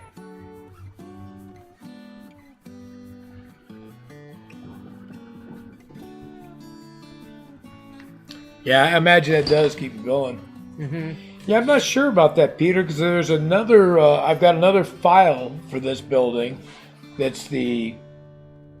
put them all together in the slicing program. It's the sidewalls and the roof. I should have gone ahead and done the layer by layer scan of it when I got done slicing. Mm-hmm. So you can see how the build looks. Yeah.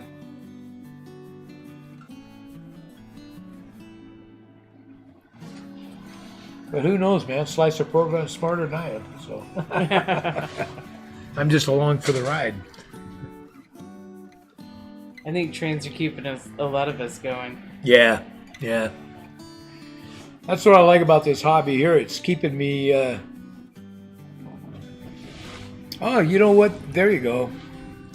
Trim or brickwork. I think you're right. Mm-hmm.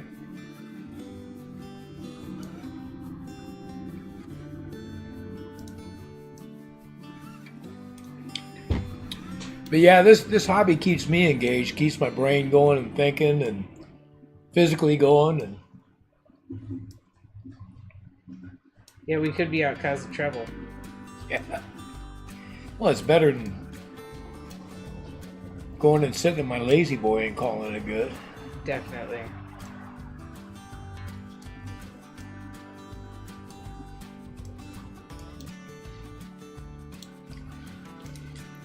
Although I must admit I'm a little bit jealous. There's a few of the guys I used to work with. I see their posts on Facebook and stuff, and they're out, hiking and doing all kinds of stuff. I wish I could do those things still. Yeah. Yeah, it's a big change.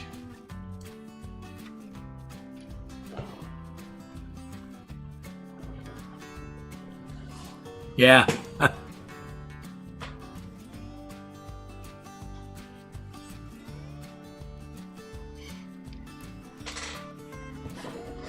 Yeah, if we go to the printer one. So see here, Roxy, how you can see right up the side there's a gap? Yeah. It runs up there on each side. So I think Peter may be right. That may be just like some kind of trim brickwork or something for it. Yeah.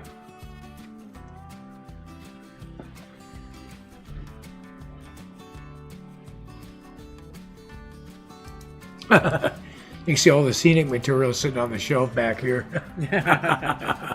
We've been getting organized so we can do this right. Been trying.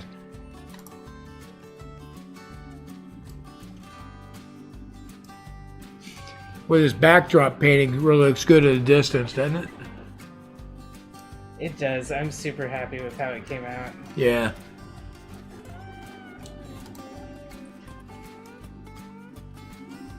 I especially like the way it fuzzy out so it suggests the tree line and everything up at the top there, that near mountain. Mm-hmm. And I think when we layer it with some trees in front of it, it's really going to create depth. Yeah.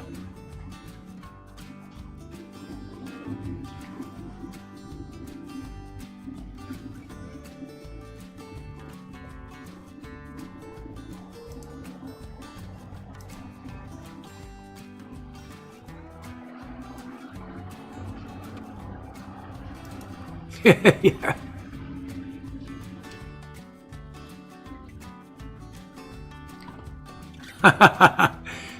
That's the container. I got to empty it. I took one for the team. I emptied a pretzel container so I could put scenic material in it. That was some hard work.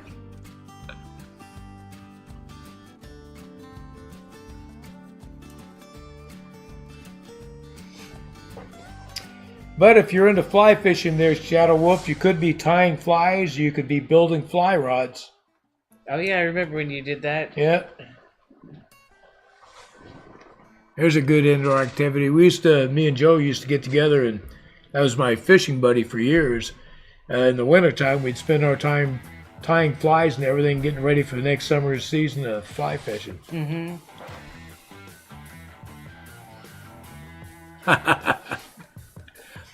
Yeah, some of these containers are just perfect for this kind of stuff.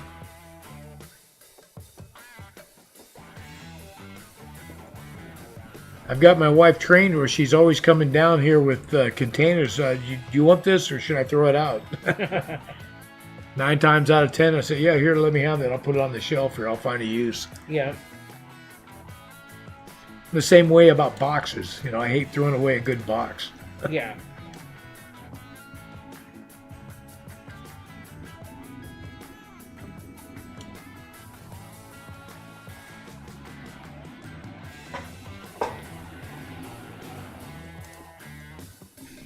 Here she comes again. Woohoo!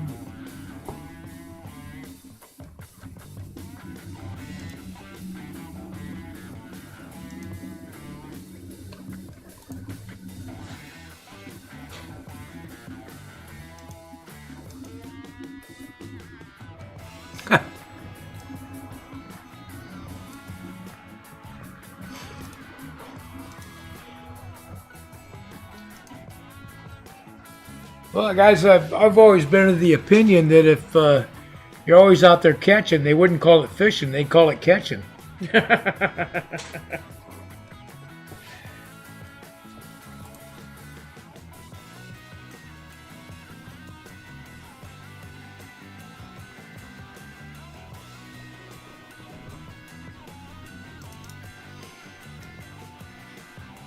Yeah. Yeah, Tide Pod containers. You know, my dad always liked going out fishing, and he wasn't much of a fisherman, really. No, he just liked doing it. He liked getting in the outdoors and stuff, so he didn't care if he caught fish or not.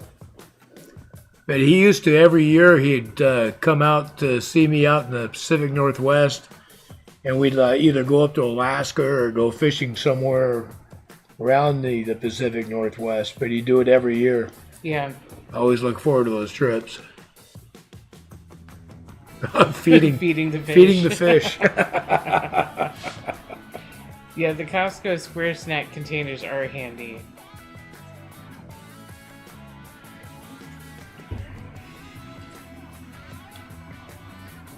Having those matching containers is super nice. Yeah, I forget what those all were. Oh, yeah. Yeah, we've got a lot of good stuff going on there. So I have these bags of scenic materials that Roxy took, and she dumped the bags into the containers and then took the bag itself and taped it to the outside of the container. So now I got a container instead of this funky little bag of stuff. Yeah, we're eventually going to put holes in those bags anyways. Yeah. But it's just a good way to put it, you know. It's just easier to store and keep looking good. Mm-hmm. In fact, I got that giant box of Sculptamold. That's a monster. Yeah, and I've got a big container up here that I'm going to end up, I'll put a bunch into that. I'll fill that up so that way I can leave this all closed up and sealed up. Yeah, so it doesn't get moisture inside. Yeah, just work out of the one. Mm-hmm. You know? But I figured by the time everything's said and done, we're going to end up using a lot of Sculptamold in this. Oh, yeah.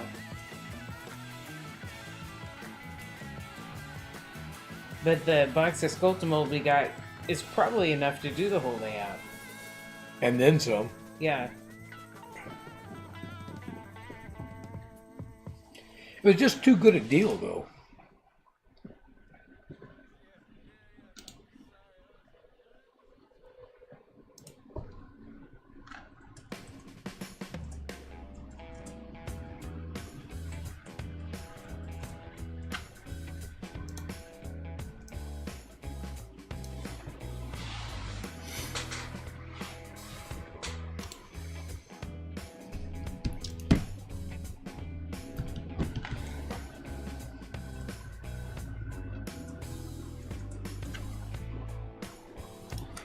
Now, I used to be able to fish for hours and hours and hours. I used to go fishing with this one guy. We go down off this jetty, and we go out at midnight or so, and we'd fish for rockfish along the jetty. You know, pull the boat up along by the jetty. We'd sit out there and catch a whole bunch of those, and then as the sun was getting ready to come up, we'd head on out into the sound and fish all day long for salmon and drop crab pots. And we wouldn't be back, so we'd leave at midnight and get back off the water like 7 o'clock at night, 8 o'clock at night. Long days. I used to like those days though, because you'd come home and you'd be like, all right guys, it's Crab Fest. Yeah, this box was, let me look at it. I think it was 25 pounds or something. I think it was a 25-pound box of Sculptamold. We found it on a teaching supply website, which actually was a pretty good deal.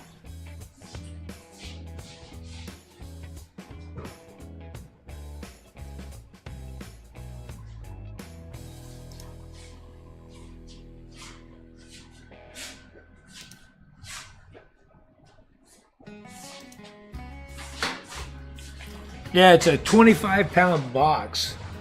But I remember when I bought it, I was looking at they got the bags of them. I think they were like 3 or 5 pounds or something like that. And when I looked at what it cost me to get 25 pounds by the bag, it was like half the price.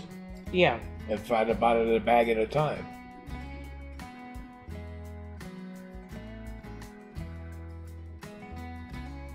Yeah, I'd have a hard time sitting still for a long time too.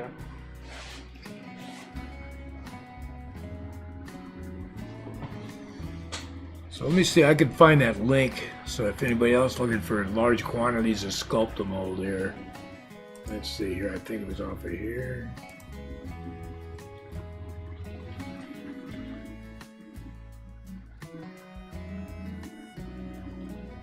No, it must be off the other. Must be off of this one.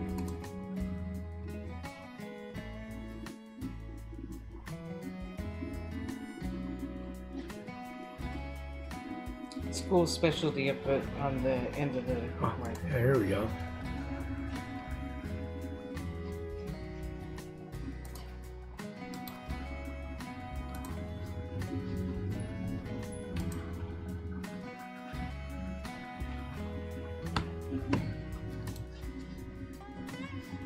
Come on.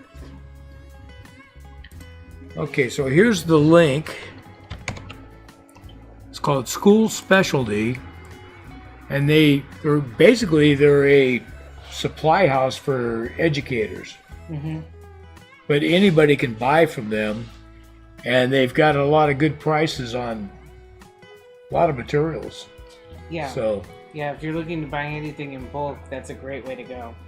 But this is where I found that Sculptamold at.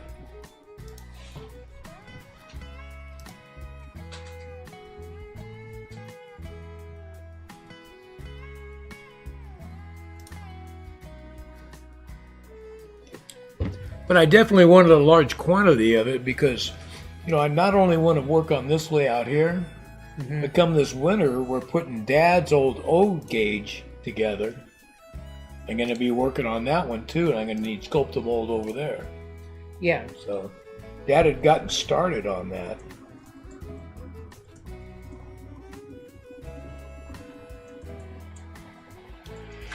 Yeah, I'm kind of with you, Derek. I'm not a big hunter. It's funny, I've done a lot of bird hunting. Never bothered me much. Yeah. We used to quail hunt all the time in California. But when it comes to larger animals, deer and stuff, I'd rather see them out running in the wild than shooting them. Yeah, I mean, I'm pretty pleased with my place in the food chain at this point. That's great. And I love it when somebody else goes deer hunting and we get to enjoy some. Yeah. Of course, it'd be a whole different story now. If I needed those to feed the family, yeah, absolutely, the deer's gonna lose, and I'd be hunting for sure. And I like shooting and stuff, but yeah, I have a good time when we go shooting.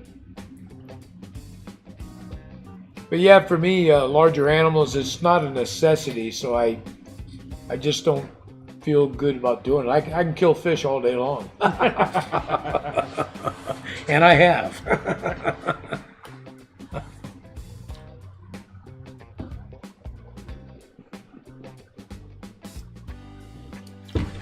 Yeah, Illinois, I was amazed how many deer they have in Illinois. There's been deer right up in our neighborhoods all the time, regularly in town. Well, before we moved here, because Linda and Ed, my sister and her husband, live out here, and I came through and I was visiting them, and Ed and I came up from St. Louis, and driving up the interstate, we kept hitting these pockets where there was just blood and gore all over the interstate. You have to look really hard to make sure. It can be dangerous driving out where all the deer are. And that's what they told me during rut season. Just whole herds of them come running out there all the time. Man, it was a bloodbath. I just couldn't believe it. Yeah, you can get pretty hurt in a deer versus car accident.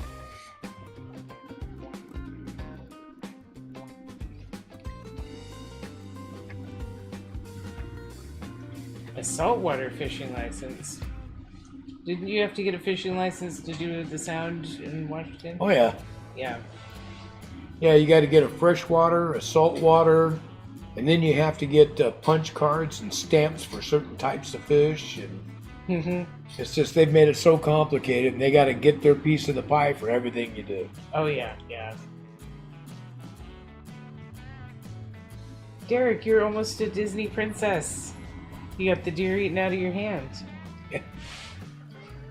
So for a time, we lived out on Whidbey Island in the Puget Sound. And on this island, there's like herds of deer, small deer. Yeah. But there was woods behind the house, and they had a whole bunch of them that just lived out in the woods out there. So your mom would get up, go to work in the morning, she'd take off, I'd be sitting with my cup of coffee, it's sitting on the front porch, and pretty soon a whole herd of deer would come around the corner, out into the front yard, just feeding away, and they come right up to the porch. Yeah. They're so used to people. Ooh, 2 in one day. That sounds painful. Yeah, I only hit that one in my truck coming out of Grant at that time. I had a deer versus car accident once. I was out on that burned road driving, and the deer hit the side of my car and went right over the top. Yeah, I clipped that one. I got him in the head with the front corner, the headlight, and it flipped him around. He come up the side, just bashed the whole door in. And now I did hit one in my semi truck one time. Oh, did you? Yeah, where he hit me. Right. Yeah, that was ugly because he got all tied up in the wheels and I had to drag his carcass out of there. And it was a mess. Yeah, that is a hard time.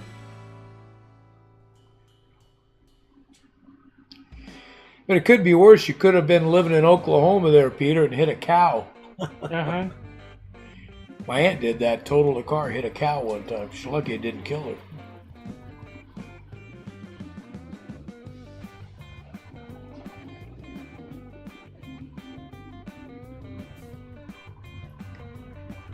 I remember when I hit that deer, the guy I was seeing at the time wanted us to take it with us. All I had was these National Lampoon's pictures in my head of the deer waking up in the back. Or like Tommy Boy. Yeah.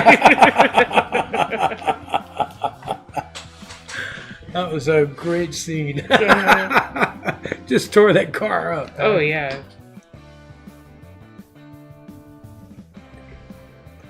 Oh, that's funny. Yeah, that's a good way of thinking about it, Jim. Why are they charging me for stuff that they don't stock? Yeah. Yeah. But you also got to think it depends on what you're fishing for. Now, in the Northwest, they stock salmon fry in the rivers and stuff. Those all go out to sea. Yeah, that's true. Come back to spawn. Right. And they count all what's coming back in so they know how the stocks are doing.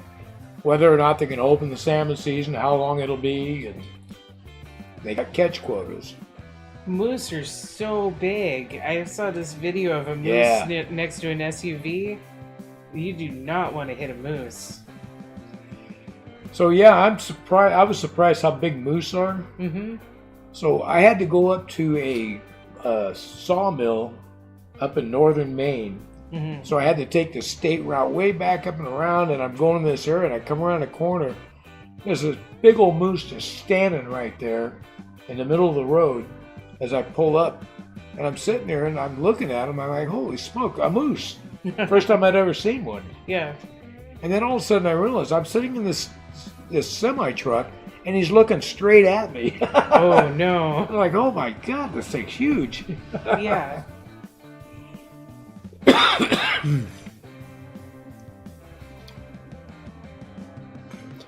Yeah, I've seen 2 moose in the wild, and I saw that one up in Maine, and then I saw another one going along Interstate 80 through Wyoming.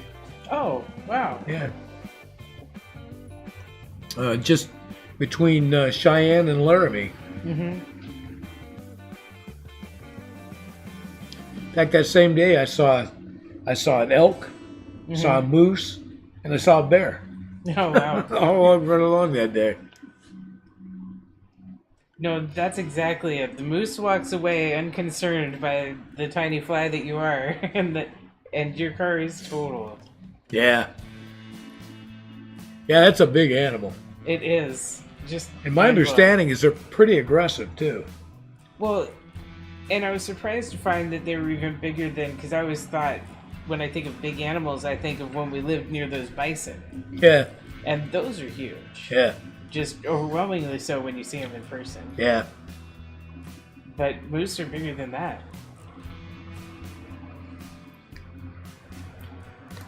Get back, I lost track. We were busy yakking and everything. I forgot about the feed. Oh, yeah.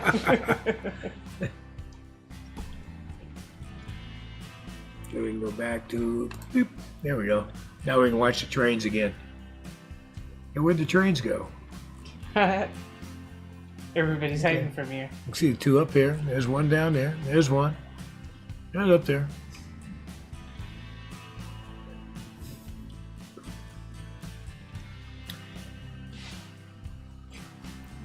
Yeah, I have heard that wild turkeys are fierce. Yeah, wild turkey put you on your ass, man. Mm-hmm. Oh, you mean he's talking about the actual bird? Oh. You fooled me, Jim.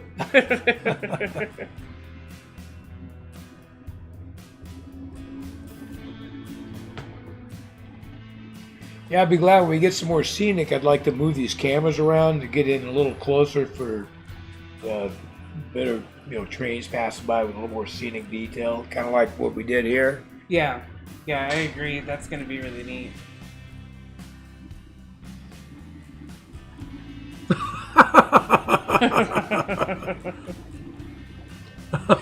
Yeah, those buffalo are big animals. Yeah, bison's huge. What amazes me is how big their heads are. The head is just gigantic. Yeah, at least half of them is head. Yeah. And every once in a while you'd hear about somebody getting into that enclosure, and I'm like, how stupid could you be? Those things can stomp you out in no time. Yes. Did you think it was a cow? Yeah. Yeah. But yeah, I'm thinking that when we get more scenery and better scenic detail going, we can move these cameras around and get them in closer. We can see the trains better. Yeah. Because now it's cool that you can see the size of the layout and see the trains running. But like when they're way back up in here, like in these views, it's hard to see them. Yeah, unless I'm looking forward to doing more up close stuff, and the train view camera, I think, will do some neat Unless things. you're in this kind of thing, then you can see the trains going. Yeah. Derek. That guy got a sense of humor. Oh, yeah. Oh, man. Yeah, because I like these scenes that you can, get the scope of the layout.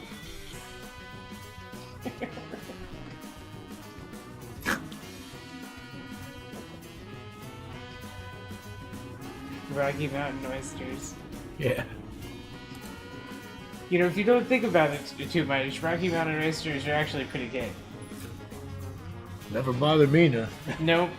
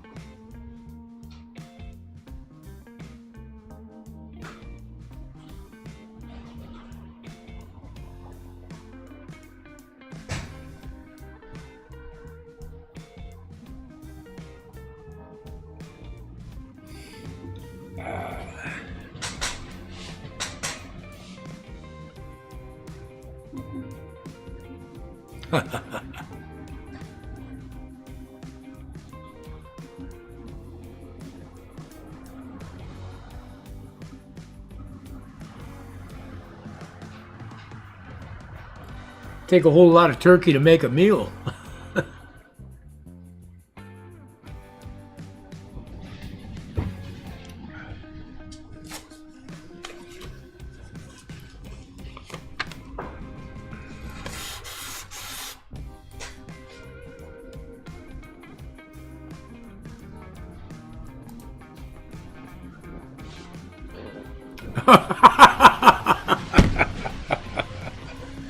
Oh, you guys are killing me.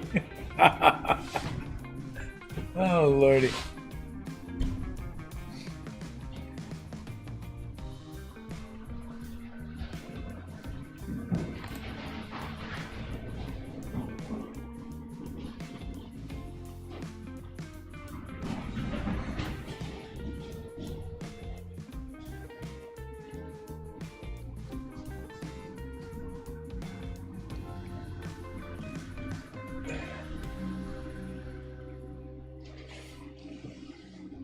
Yeah, not anymore, I don't think.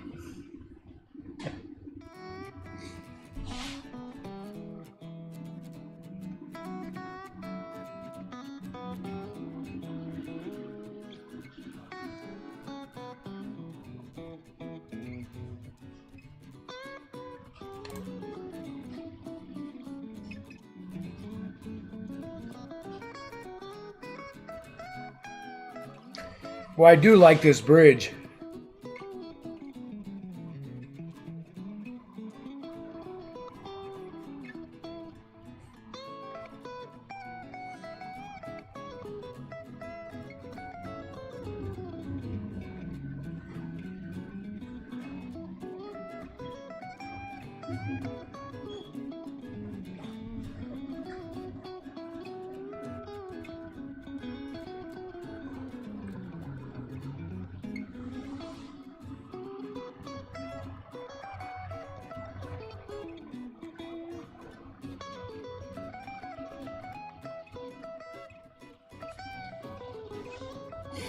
I was just thinking that these trains been running for 5 hours now.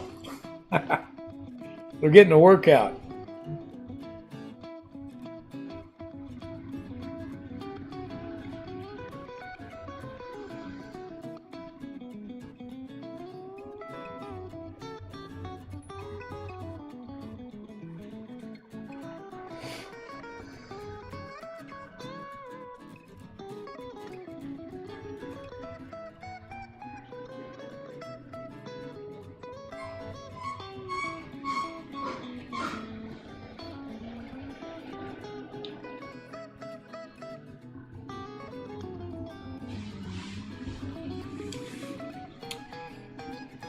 Yeah, that was what I was thinking. I wanted to set it up so it's right down in there so the water's coming up on the piers.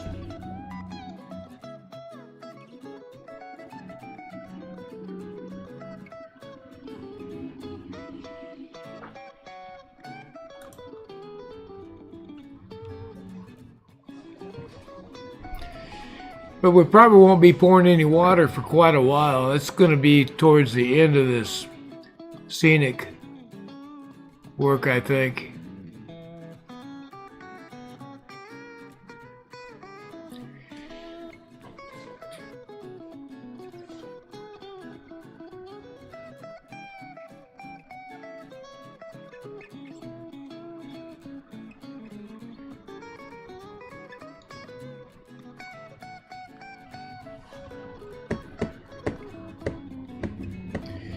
Yeah, I'm looking how nice and neat the layout looks. I need to keep doing these lives every week so I can have the incentive to keep cleaning it up.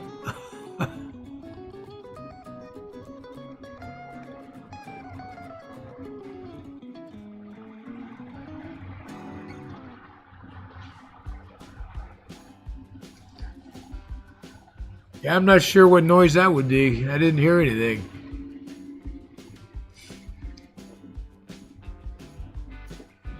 Yeah, for the most part, my whole area, I try to keep organized and somewhat tidy because it's too hard to find things if you don't.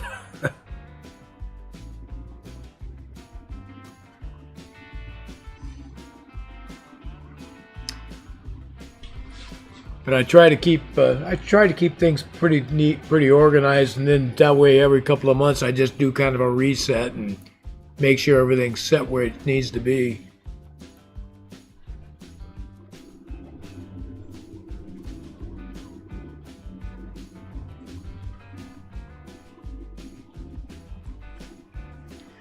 Of course, it helps that this is a pretty big space, so I got a lot of room for getting everything laid out. So it does make that part of it a little easier.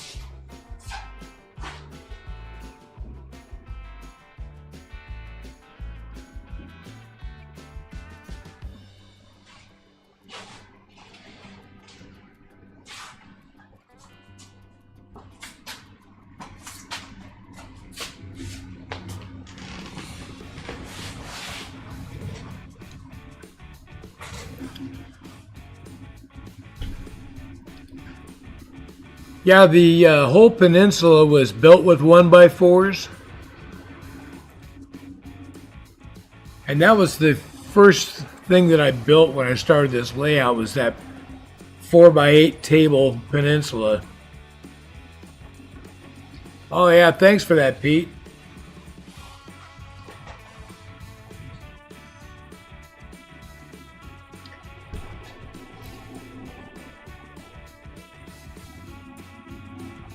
Yeah. But the really interesting thing about this is when I started expanding out, all the rest of the layout is built with 2x4s. And that's because when I went back down to go buy more 1x4s, I could get a 2x4 for half the price of what they wanted for a 1x4. I could not understand that at all.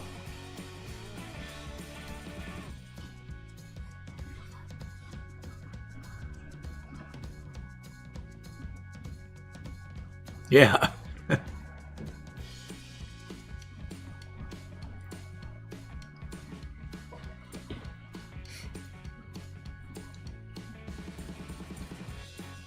But you know, the 1x4s have worked pretty good on this table. It's held up real nice. It's not sagging. It's been good and solid. And I've got the leg levelers on it because the basement floor slopes a little tiny bit. So that way I could level everything up.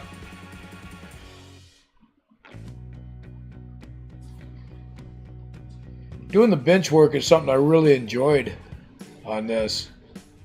I've always liked doing woodworking stuff. Like building things.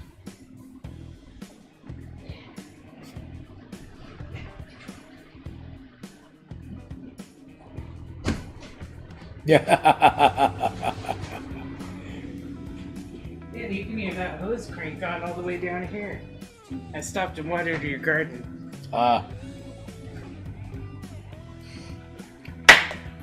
What there is at the garden? Yeah. Well, I looked a little thirsty. Yeah, it's been a tough year for my garden out back. So I just got everything planted. Everything was going well. We had a storm come through, big, huge hail, did a whole bunch of roof damage, and completely decimated all my plants. I mean, just toasted everything. I had just like little sticks sticking up, all that was left of them. Yeah, that was a terrible storm. It was bad timing right after we planted. Perfect.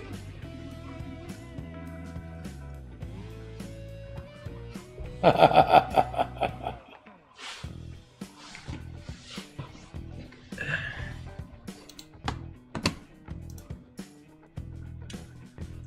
don't know what this is.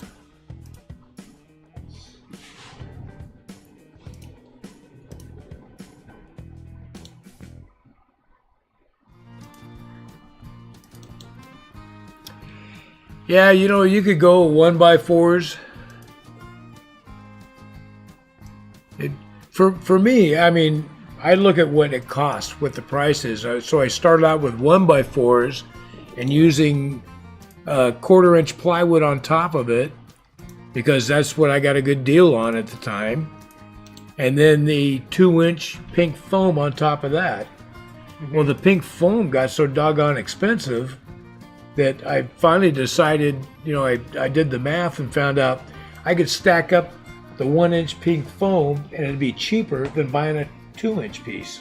Yeah, a little more work because we have to glue it all. Yeah, which, well, again, didn't make sense to me. It's like, you know, 1x4 being more expensive than a 2x4. So the legs are also put together with 2x4s, kind of put in an L formation? Well, not in the peninsula, is 1x4s. Oh, okay. All the rest of it, I didn't do that L shape like that. Because using the 2x4, I didn't need to. Right. But they're tied across, so that it gives them structure that way. And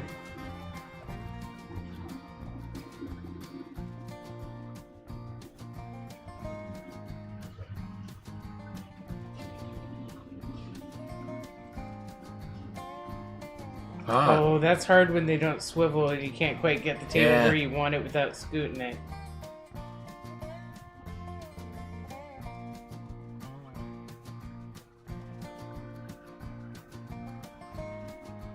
Yeah. Well, I do got a table saw down here that I can rip stuff with. Mm-hmm. Just got to get somebody to help me. Yeah.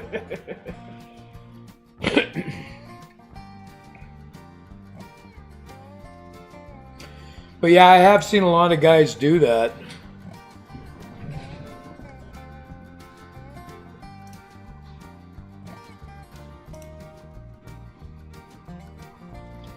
And that's, that really becomes a problem. I've got quite a few pieces of wood that I've got stacked down here that got a slight twist and warp to them now.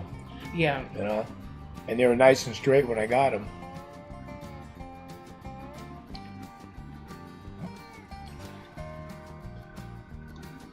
We'll have to be counting the fingers. It's like a magic act. What happened to my hand? Although I got to say, I did run my thumb through a table saw one time. Had to get a whole bunch of stitching up, and I don't have any feeling in my right or my left thumb at all now. Yeah. It's workplace safety is important. Well, I was just being stupid, man. You were pretty young then. Yeah. Young and stupid. Everybody's got to see if they can survive that phase. So your granddad, he used to drive me crazy to be doing woodworking stuff with him. Oh, yeah. So he had that radial arm saw he bought. First thing he did was take every bit of safety equipment off it. So you had this big 12-inch spinning blade out in space with no guards, nothing. It's just, that thing just, it was a death trap. It was, yeah. Can't believe he never cut his hand off of that. He's not a kid anymore. Well, I think it depends on what you're wanting to do as far as the thickness of foam. So a lot of guys, they'll use the foam because that way they can carve into it to make lakes or rivers or anything like that. So I've got the 1-inch foam on these long runs right here is all I'm using. But I've got stacked up 2 inches out here on the peninsula because I decided I needed to have it closer to the right level so I can come running up. Yeah, to do the different elevations there.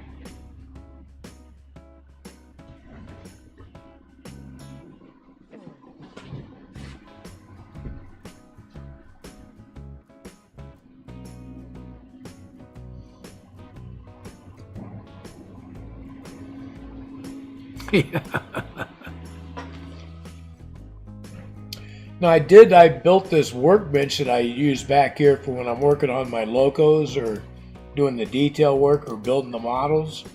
When I built that whole thing with the pegboard on the back, I used swivel on the bottom. That's been actually really great. Yeah. So I can move that table around anywhere I need, no matter where I'm working. I can just roll it on over there and have the bench to work on. Well, and we keep coming up with stuff to do on the back of the layout, so being able to just pull it out of the way when we need to has been great. Yeah.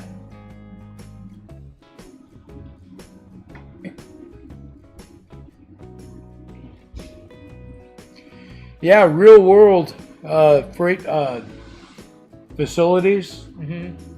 Great to take pictures and model after, I think. Yeah. Yeah, there's so much going on around them that can really add to the detail. Inherited layouts are always interesting because you're working to see the original person's vision. Yeah.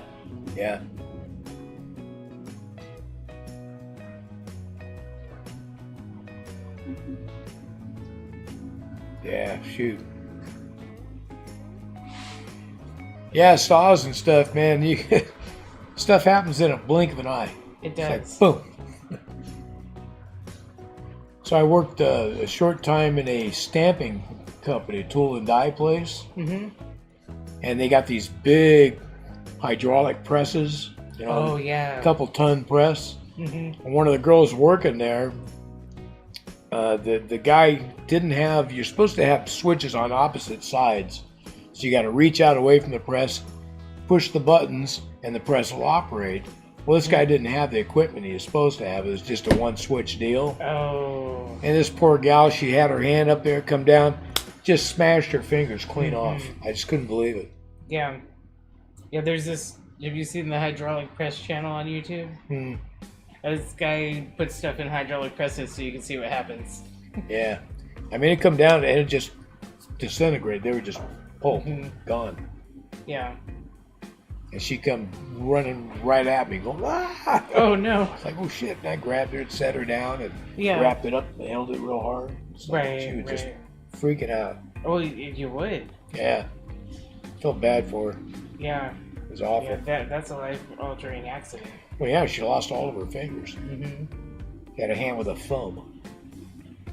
She could hitchhike.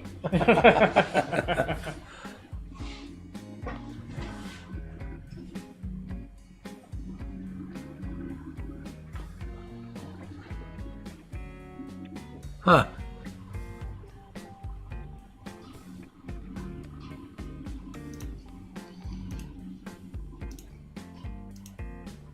Yeah. Well, you could get away with 2 fixed wheels and 2 swivel wheels, I guess. Yeah, you can. Just still makes it a little awkward for maneuvering around.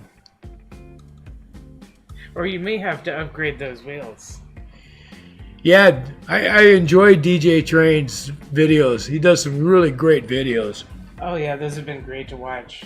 You get so many ideas out of seeing that kind of landscape. I thought a lot about getting a drone. It would be a lot of fun. It would be kind of cool to do. Because there's a lot of train tracks running all around town here. We could do some epic rail fanning with a drone. Yeah. You put it right down like out on the track, train coming, whoop. They'd get pretty mad at you for that, though.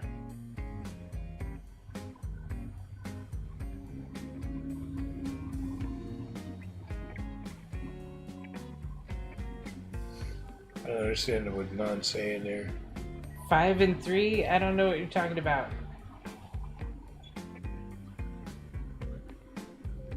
So how far are the aisles between the outside and the peninsula? They're pretty wide. Yeah, they're about... Well, by golly, let me go measure one. I can't remember off the top of my head. There you go. Let me just stick this over the side here. That'd be at least 3 foot. Oh, you can't upgrade the wheel now? That's terrible. It's going to be a unique feature of that layout.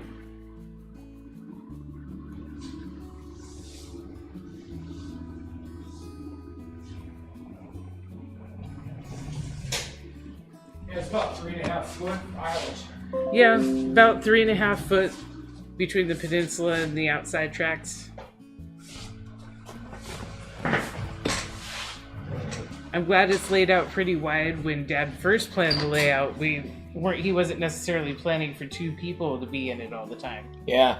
So since there is a lot of space in there, it helps a lot for when we're working together on stuff. We're still dancing around each other, but I don't know how we'd do it if it was tighter in there.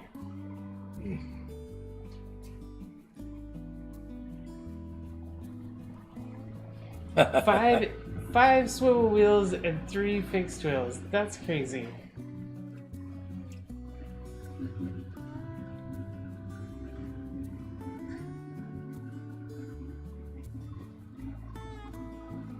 Yeah.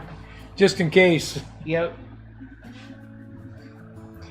Yeah, the only thing about access in here I don't like is that the one pole that holds the beam, that black pole that's in there, it's kind of in the way on that backside.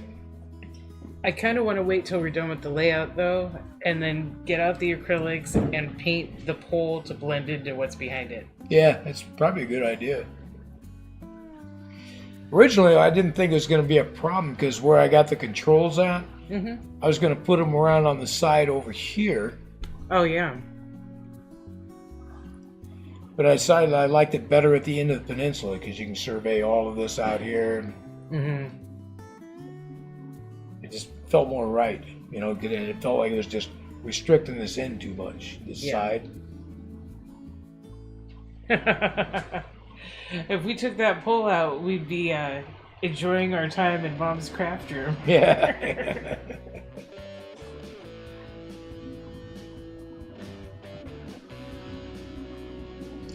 Yeah, when I first designed that pole was going to be just on the outside. I was going to just bring it down to the pole. Mm-hmm. But that just made it too tight. Yeah. The turns would be too tight, and it was just because I got the stairs here and the wall over there, and then the wall back there, and then the pole. Yeah. So we decided to just go to the other side of the pole. And I suppose I could have brought it all the way out to here and just had a short area over here just for accessing that. And we could have been set up on this side, you know? Yeah. But I think it worked out pretty good, the space we had. They gave us a lot of acreage to put track down. Mm-hmm. And I really like the being able to go all the way around like this. Yeah. And I like being able to just let them run. And I think it's going to be really cool when we cut those tunnels into the corners and we get to do that rail yard expansion outside the layout. I love the idea of the trains actually leaving the layout and going somewhere and coming back. Yeah.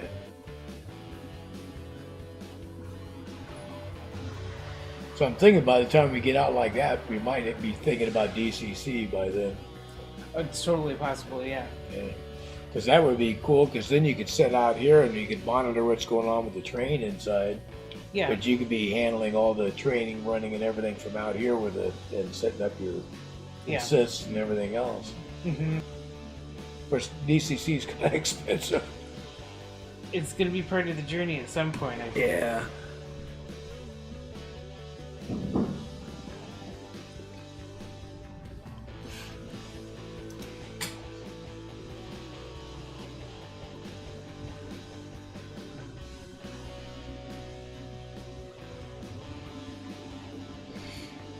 We could do a setup kind of like, Ron over at the Classic Model Trains? Mm-hmm. Guy that's over in Montana? Yeah. So that guy, he set his up to where he's got the switch. Switch at one side's DC, the other side's DCC. Right, so you can run it both ways. Yeah. Yeah, that's a great idea. So that might be a good way to go. So that way you could set up a few DCC, and still run the DC that you got. I think we definitely want to do that, especially during the time when we're in transition.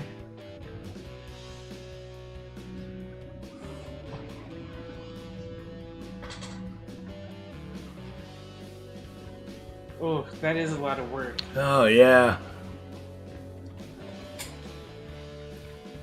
Yeah, boy. It makes you want to have a hoist so you can hoist the layout up and work under it. That's the only way you could do it. You'd have to lift it up pretty high, too, to be able to get up underneath the... Yeah. Unscrew down out of the leg. Mm-hmm. And then you'd have to get it up there, so it'd have to be good and stable while you're down there doing that kind of stuff. Yeah. Yeah, you need a specialty hoist.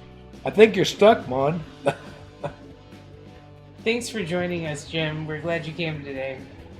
Yeah, thanks for hanging out, Jim. Always glad to have you, bud.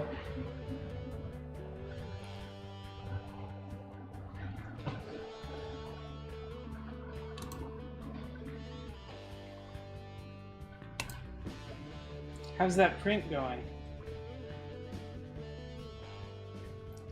It's printing. Yeah. It's looking like something. It is. It's becoming something.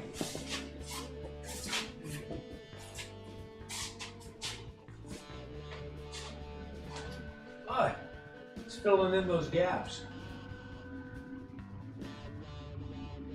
Yeah, this building flat's a little different than the other ones we've printed before. Yeah. It has a lot more dimension to it. We're at 76%. 76, wow. Roll it along. I'm gonna run up and get me another beer. All right. And get rid of this one.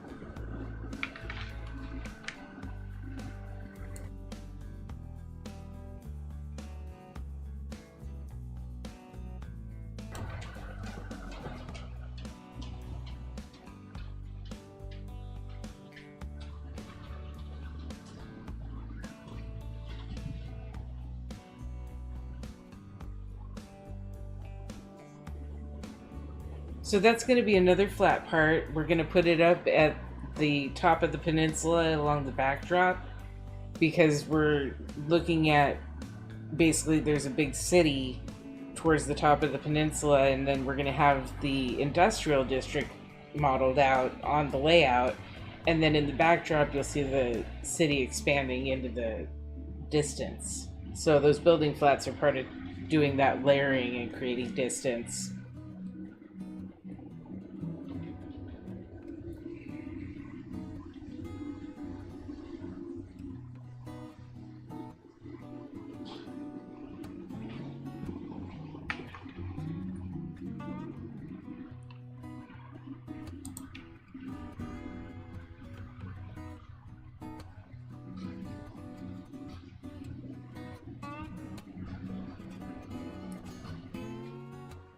Yeah, and then it'll come out looking somewhat like this.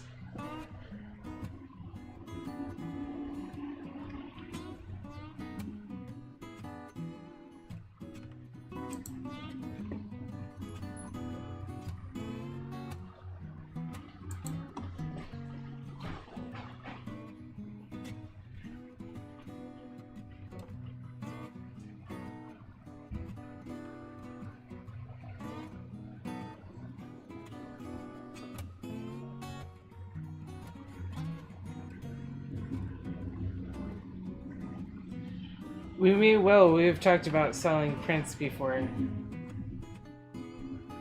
I'll have to let Dad know that there's an interest.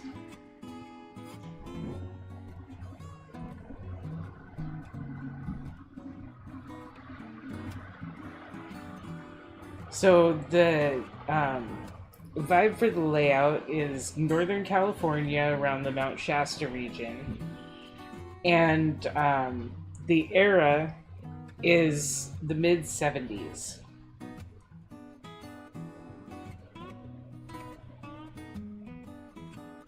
Dad has a lot of good memories of hanging out in that era back then.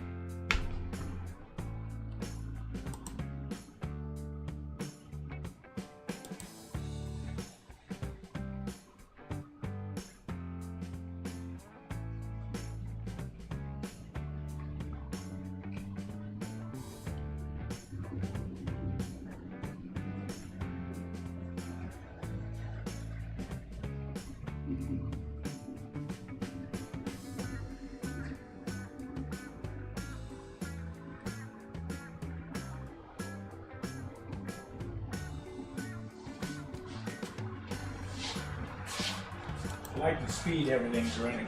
Mm-hmm. Just kind of cruising along, nice and gentle and easy.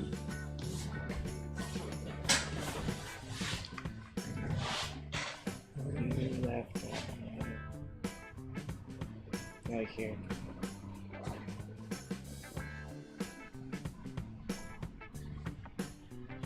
So we were just talking about our plans for putting the building flat up at the top of the layout.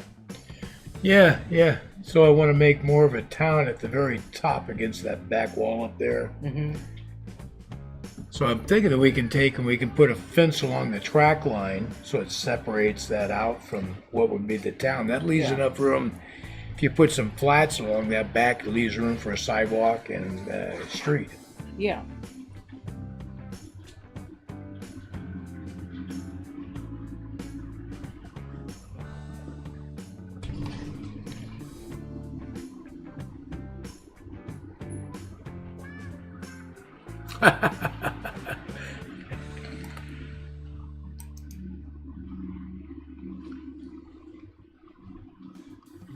Well, let me get a few of these put together. We'll see how we do with this stuff there, Shadow Wolf.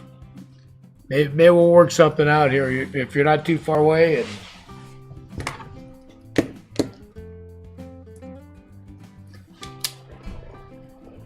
yeah, so the thing we're looking at, Derek, is I kind of like the Northern California area. Mm-hmm.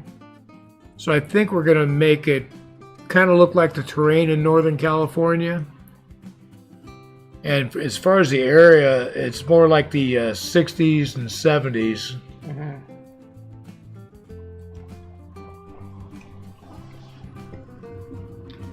So this whole layout, the way it's laid up here, it's not following any particular actual place. It's just made up in my mind of how I want to run track in the space I got.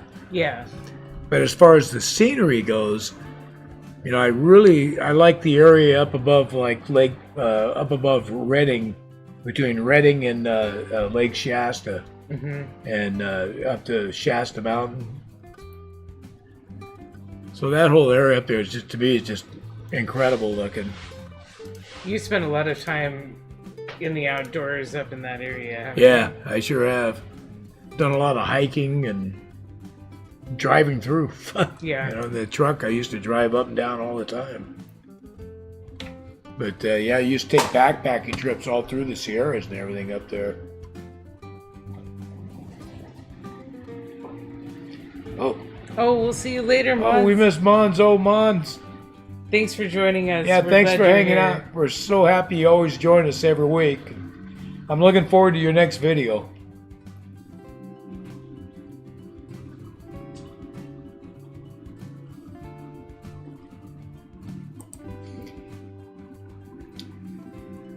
Yeah, Dirk, this mountain that I'm working on is actually, I took a picture of the Dunsmuir Craigs in Northern California and was kind of fashioning it somewhat off of what that looks like.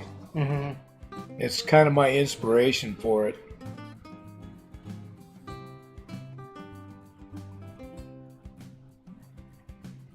Take care. Have a good day.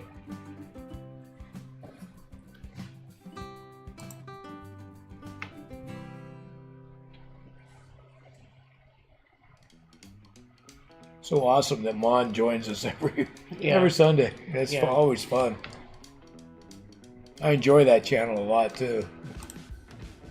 It's amazing to me that Mon will get those old triangles and stuff, and parts busted off and this and that, and she just comes up away and just MacGyvers the heck out of it and gets them running again. Yeah, it's pretty awesome. It's great. I just watched a video. She had this little lorry, and didn't have axles for it or anything. Had some tires, and I think she picked it up somewhere. Yeah. But she made axles out of toothpicks. One tire was too big, so was able to file it down in one area so it would set correctly. And it's just like, I never thought of doing that. The trains have been running great. We're excited that they have been running so good. Yeah, I've been really careful with the gate. So last week, what kind of happened was when I closed that gate, before I could switch it, I kind of reached over and I leaned back a little bit, started losing my balance, and it pulled the gate open a little bit, but not far enough to cut the power. Yeah. And those trains were so close, it just took off before I could get the thing set. It was across, and then I'm trying to grab. It was just too late, you know. Oh, yeah.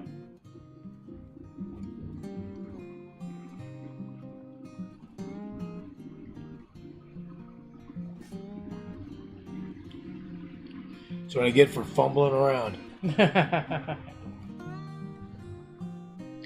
But I think in the future, here somewhere down the road, I'm going to get back in there. I'm going to pull up some more track, and I'm going to move those isolators further back.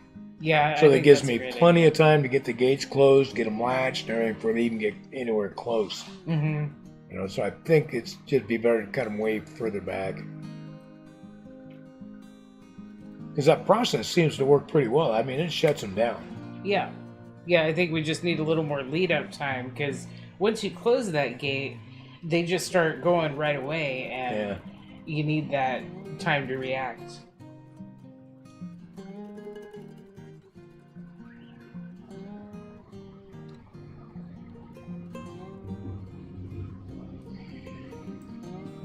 The good news, though, Derek, is the BNS that's running today is the one that fell.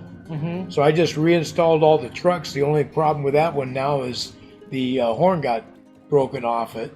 Right. So I'm going to have to figure out, see if I can find a 3D printed one or someplace I can buy another horn. Because that horn went into a couple pieces, and I don't think I can glue it, and it won't be the same again. If it'll work, it'll just keep coming apart on me. But the good news is, you know, just put those truck covers back on. Didn't break railing. Didn't break the shell or anything. So everything was good on it. Yeah, we got lucky with that fall. Yeah.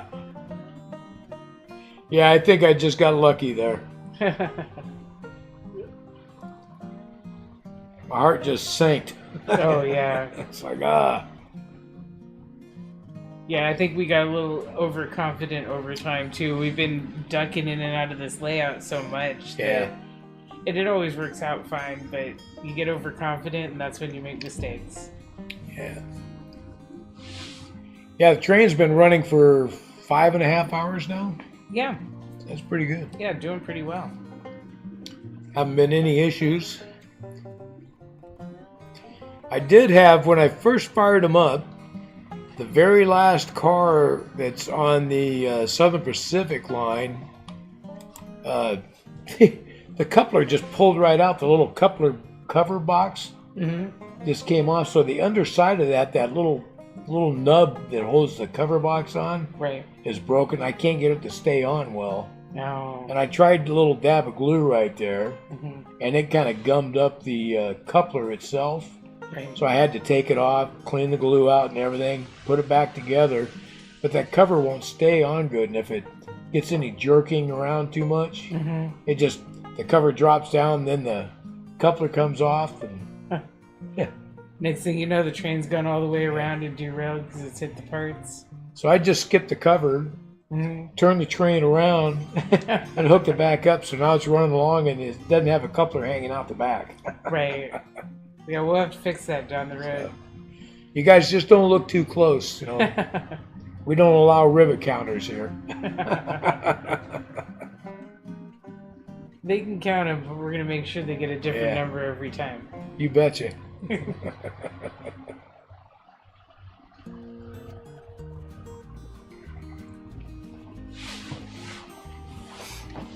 do like the idea of the snow shed, though.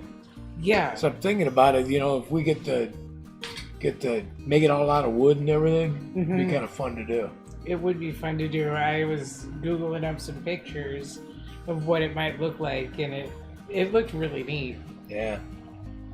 Well, I have to do some investigating because I'm pretty sure back in that era they were still making them out of wood. Let's see. During that time.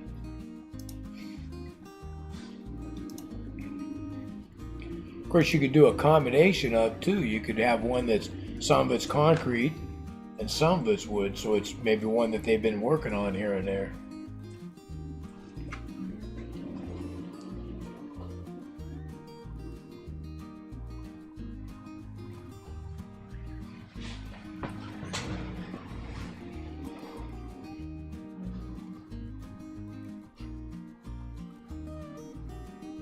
Up and down or summit. Okay, it's like there.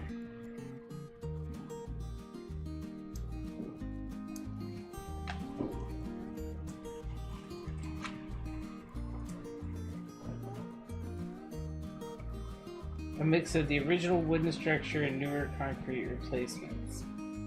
So yeah, that would be really good for the era remodeling to have it be something that's kind of being worked on and upgraded. Yeah. Yeah, just thinking it might be kind of fun to build something out of wood, you know? Yeah. You could use like balsa or basswood, you know? And check out that shape on there. Yeah. Yeah, that would be really cool looking on the layout in front of the mountain to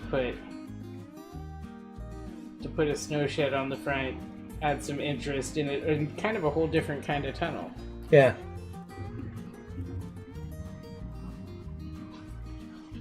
I saw a video this last winter. A guy had he had an O-scale outdoor train layout, and he had a locomotive with the plow and everything, and he was pushing real snow. I saw that. He was running along a fence. Yeah. Yeah. That was pretty cool. Yeah, it was.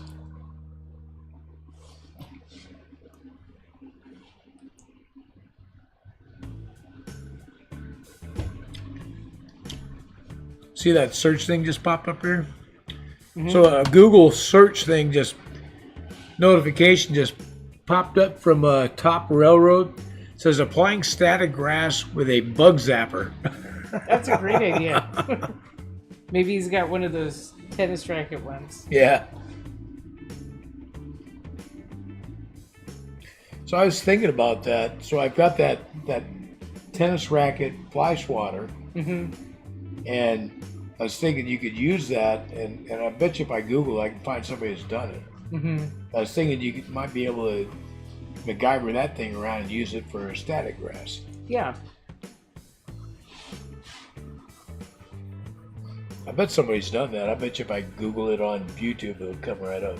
Oh, yeah, absolutely. You can find anything on YouTube. You can. No matter what you can come up with, somebody's doing it.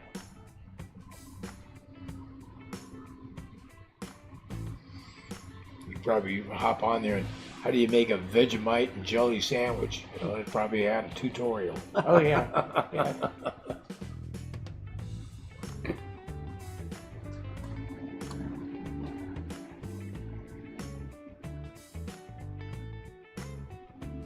There's some good pictures there. Mm-hmm. Yeah, we'll have plenty of inspiration when we get to building. Yeah.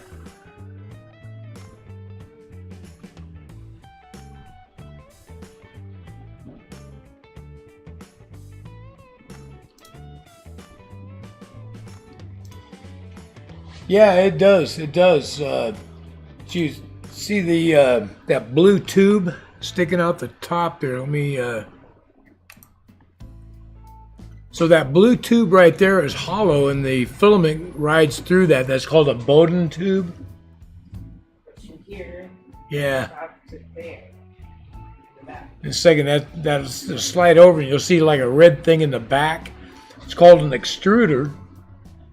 And that's where it has a little gear in there that pushes and keeps the pressure and keeps feeding the filament up in there.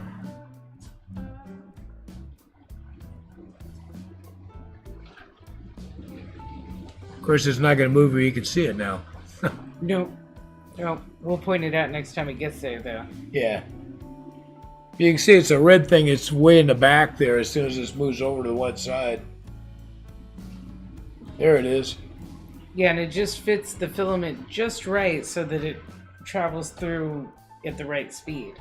Yeah. But that extruder is what works it, and it pushes it up and retracts. Just in successive.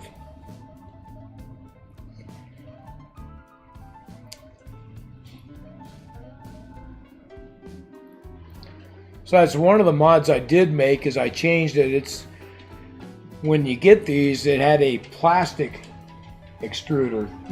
Everything except for the gear was plastic. Right. So this is an all metal extruder. So it's stiffer and it holds up better, I think. More longevity. So we do have where the print pauses if we run out of filament? Yeah, so in that extruder there's a sensor. So if the filament runs out and goes past a certain spot, the print will go ahead and stop. It maintains the hot end temperature and the bed temperature. And then that gives you an opportunity to go in there. You can pull out the filament that's still in the Bowden tube. Right. You run a new spool in, you feed that up in there like that, and then hit go again, and it'll take off like it was never stopped. Which is great when it picks up where it left off. Yeah, and that's something I just learned recently. I didn't realize it did that. It would be really disappointing to have to start the whole print over again, though, if you ran out of filament and didn't notice for a couple hours. Well, it just sat in there because I did one print where I thought I had plenty and I was just letting it run. And I let it run overnight. Right. Know? Well, I get up in the morning and evidently it didn't have enough to finish out. And it had been sitting there for hours. Oh, wow. It just maintained the hot end, maintained the temperature. It was just waiting for me to change the spool out. Yeah. So I changed it out and it ran for about another 40 minutes and it was done. Huh.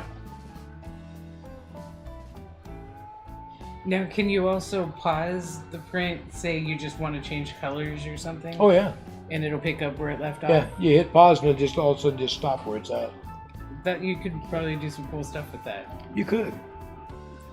That's why a lot of these newer ones, they got them set up where, like I've got the dryer box there, and it holds 2 spools. Yeah. And a lot of these will have multiple Bowden tools going in, you know, the tubes. Right. So you could have like 5, 6 different colors of filament and do different parts, different colors, and not have to paint your models at all. Yeah, exactly, Derek. Being able to do the bottom in one color and change as you go up. Yeah.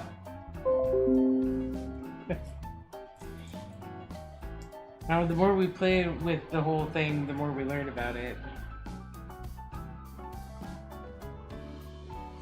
And it's just crazy to me that regular people out of their homes can make anything they can think of. Yeah, so I worked for Boeing most of my working life.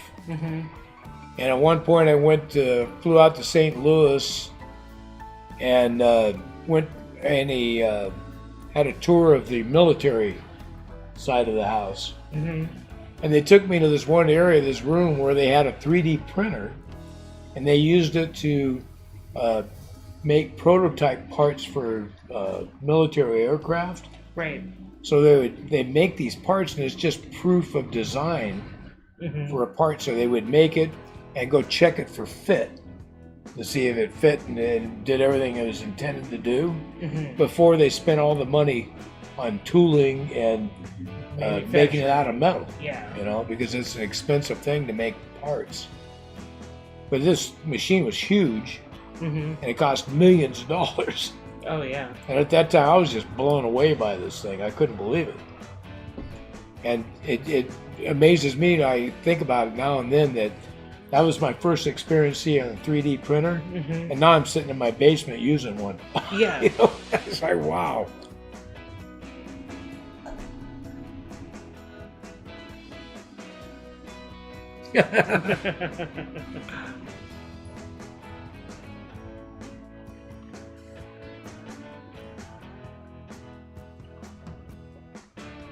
Yeah, those more expensive ones, they got, I think it's called the K2.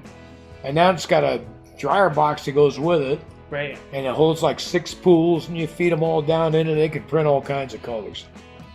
That's cool. And it's all enclosed and everything. You know, that thing's really expensive. Oh, yeah.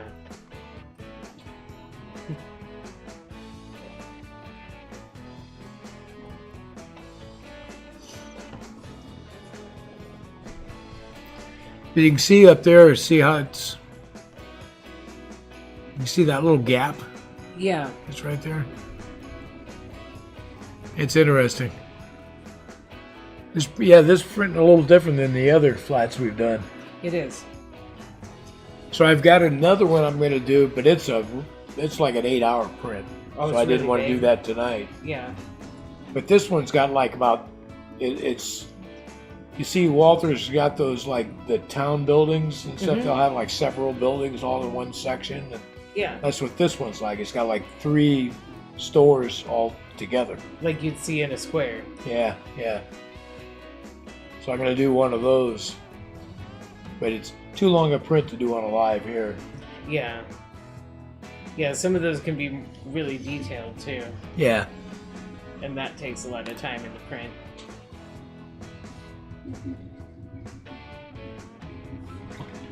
Is there a train moving up there? Yeah, they're all up here. Yep. Yep, there he goes. Yeah, I agree. Yeah, red and green, that would be perfect. That would be good. Well, some of the stuff we make, we were talking about making brackets for our cameras that'll make them more posable for us. Yeah. And right now, we've just been working with the tools at hand, so cameras are taped into place. Yeah. I'm using some of that blue painter's tape. Yeah, and that'll work. Sit on a piece of tape over the top. Yep. But once we create some brackets and stuff, we'll be able to pose the cameras a little more. Yeah, yeah. Well, it'll at least make it easier to arrange the shot. Yeah. You know?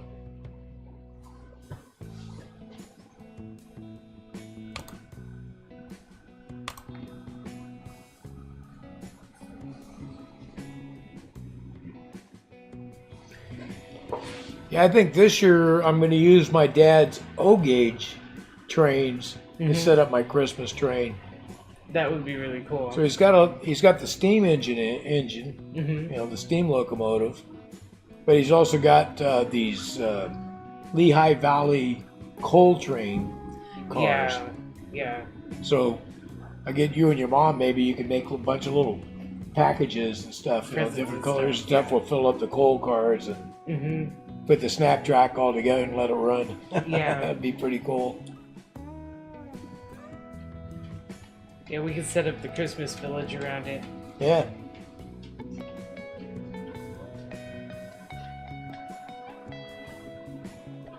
I thought it was funny last year we were running the trains, and every time the train comes around, the dog has to run away like it's going to get him. Yeah.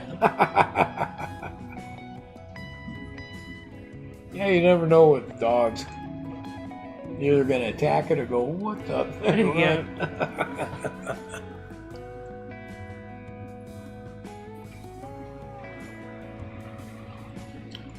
Oh, everybody hit the mountain at the same time. Yeah, that's cool.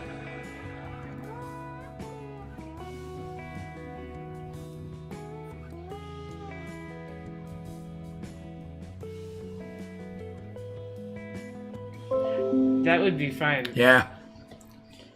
Well, I remember last year we set it up and let it run. We did a big long video out of it. Yeah. It made me think of when people turn on the campfire on TV at Christmas, and I was like, well, it's got some nice Christmas music, and you get to enjoy watching the train. So it might be good for people's Christmas morning background. Yeah.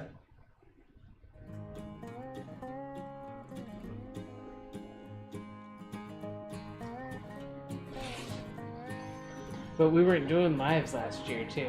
Nah. But yeah, we might do that as a live this year. Yeah. It'd be easier. Just let it run. Well, and then we can commune with people as they're available to commune.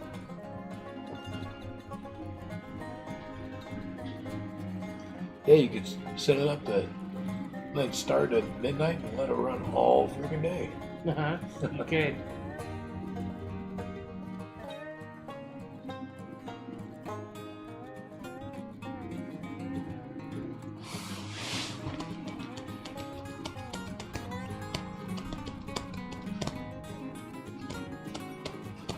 Mom's up there cooking away.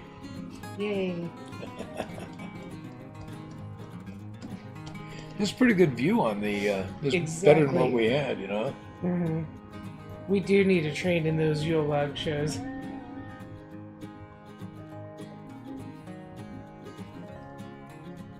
Yeah.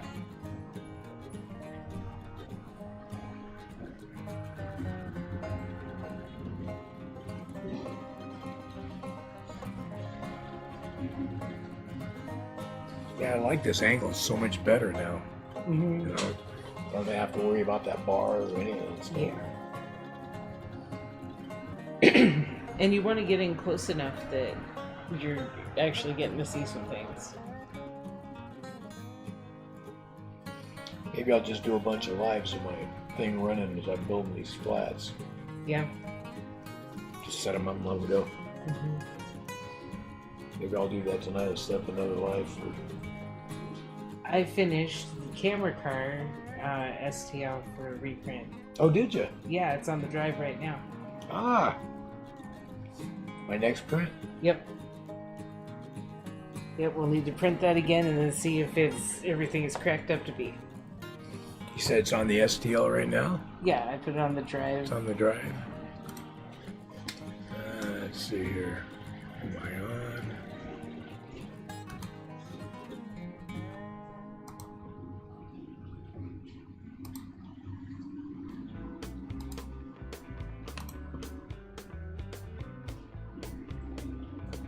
And reworking the camera car folder.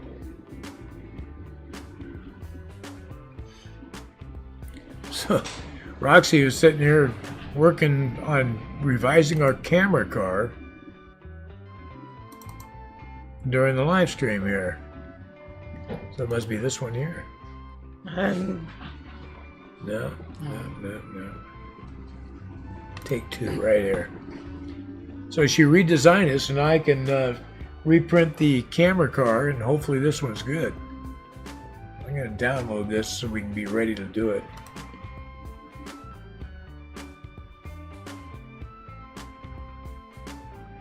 Okay. So we're going to download that. Yeah, we want to get this camera car running again so we can set it up. It'd be fun to run it so it's running through the tunnel. Yeah. Go through the bridge and into the tunnel. Well, and I'm really thinking as we add more and more to the layout, having the camera car and getting to see the train's view of the scenery is going to be great. Yeah, it's going to be pretty cool. So next week we'll have a video for everybody of how we've changed the camera car and a little bit about our printing process. Yeah.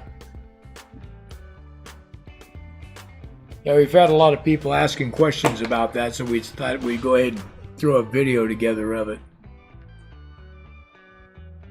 So we'll take it from start to finish. That would be awesome. Yeah, that'd be something. Having a drone camera that could switch trains would be really cool. And I've heard of, there's one guy in particular, can't remember his name, that actually flew a drone inside his layout. Really? And just buzzed around. That's cool. Holy smokes.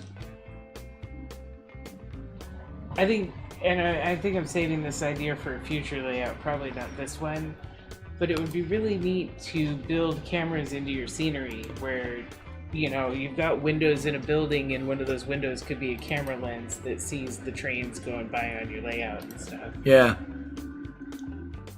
I don't know if that slices or that Cure program is going to come up with all this going on. It might not. It's a pretty big program. But, I'll put it together later. Yeah.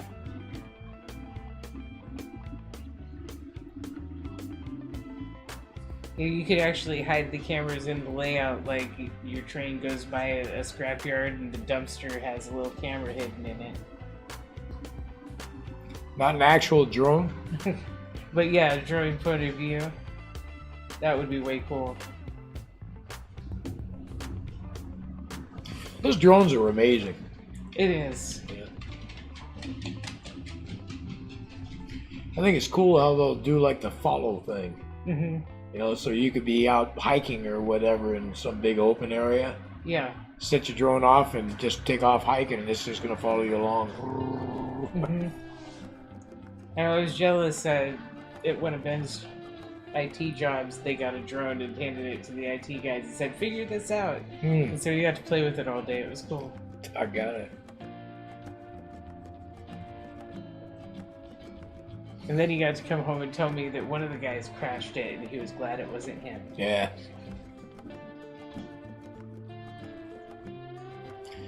Well, I see there's a lot of them out these days that, you know, do this auto home and everything else where, you know, battery gets low, they'll override everything, just come right back. Yeah. You know, auto land. And it's good, though, because a lot of the early ones, people were losing them because something would happen and it's up high and far from you when it happens. Imagine Peter probably sees drones all the time. I imagine people out and visiting and everything else and bringing their drones so they can take all kinds of video. And then that beautiful landscape. Oh, man. Yeah. That'd be something, huh?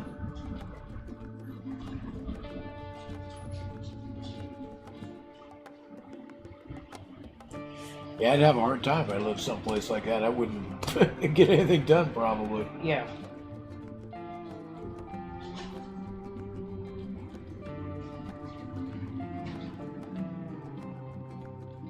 Probably sitting on the beach eating Spam.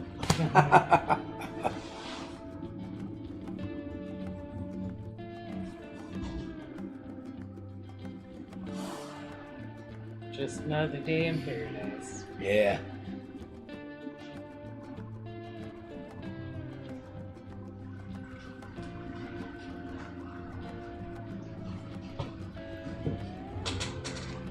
That's a great idea. I've heard of those type of cameras. See if you can pull that up, Roxy. Yeah.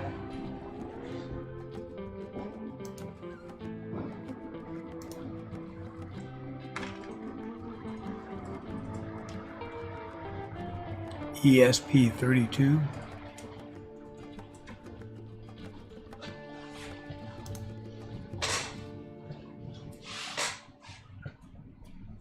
That's a camera? Basically stripped down to where you're getting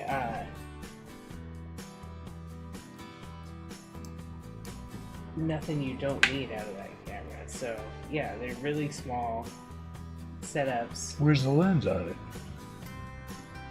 Let's see.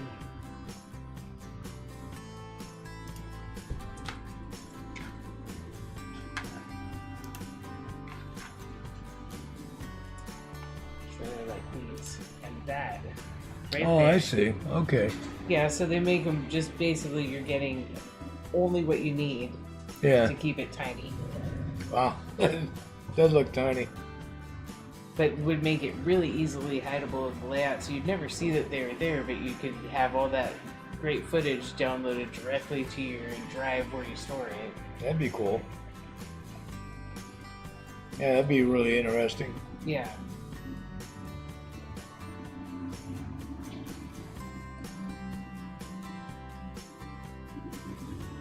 That is actually true.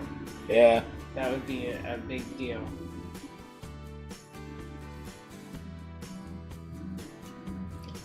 I don't think they pay attention. I've seen drones flying around town here. I have, I think those laws are just lagging a little bit. They'll come up. Like all the rest of the laws here. Yeah. It's like the Wild West. It is. It's okay to do until they catch me. Yeah, yeah. People dropping off.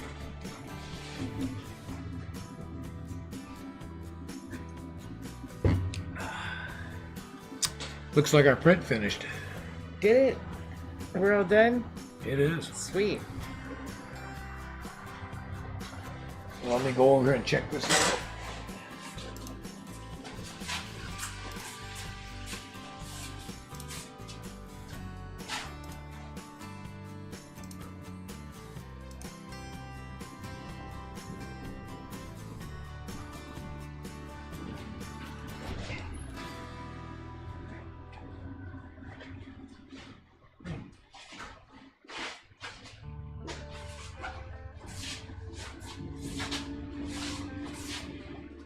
That smells delicious, Mom.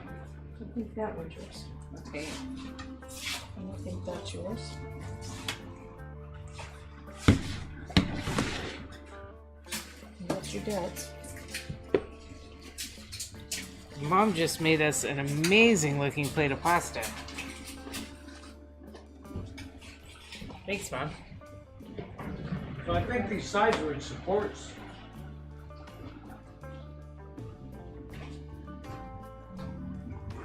Oh, interesting. Those sides do look like supports. Let's flip over where you guys get a little better view.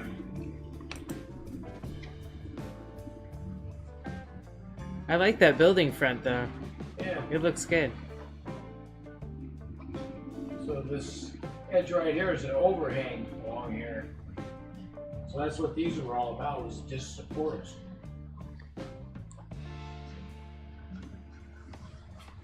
Print came out great, though. Yeah. Very happy with it. Now I do my usual, stick it under there. That's set.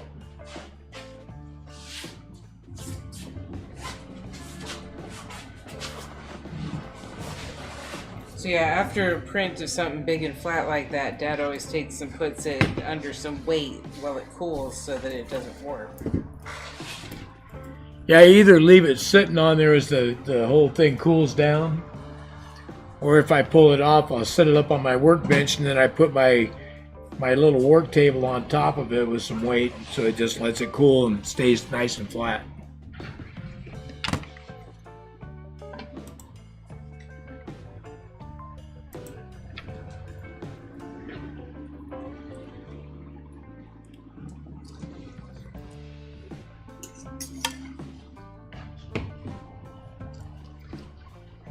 Thanks, Derek. I'm excited to do this town road area because you can create some interesting scenes when you get into areas where there's people. Yeah, I've downloaded I think 4 other flats like this. One of them is 3 shops together, and they look all kind of like the Walther's Cornerstone town scenes, right? But they're all flats. Uh-oh, what's going on here? Nope. Got some kind of an error? Let's see.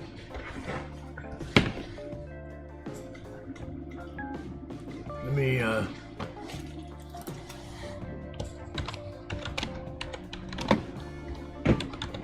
It's still going.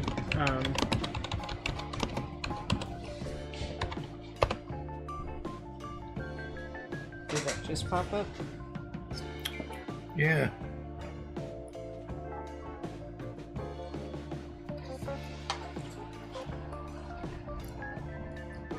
Go ahead and click that Open Studio button.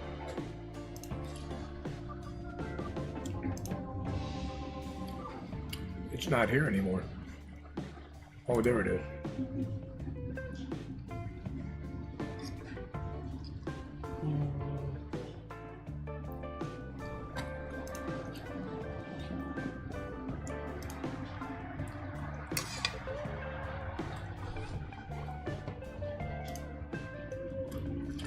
Yeah, I think we just crashed out. Nope, it's still running. I'm still hearing everything. Why is everything blanking?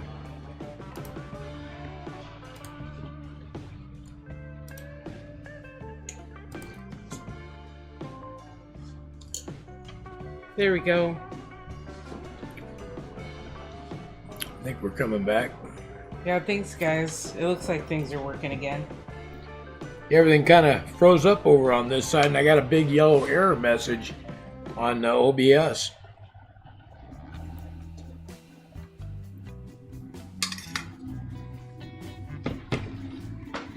Need more sauce.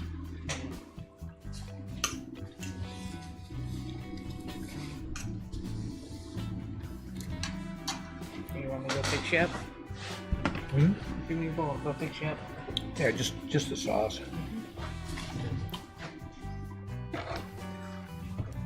That's weird. I don't know what's going on. There's just like this big yellow bar that's running across. It says YouTube is not responding. It's really strange. But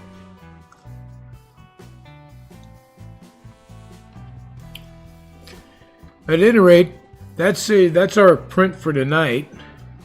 So we're all done with the printing.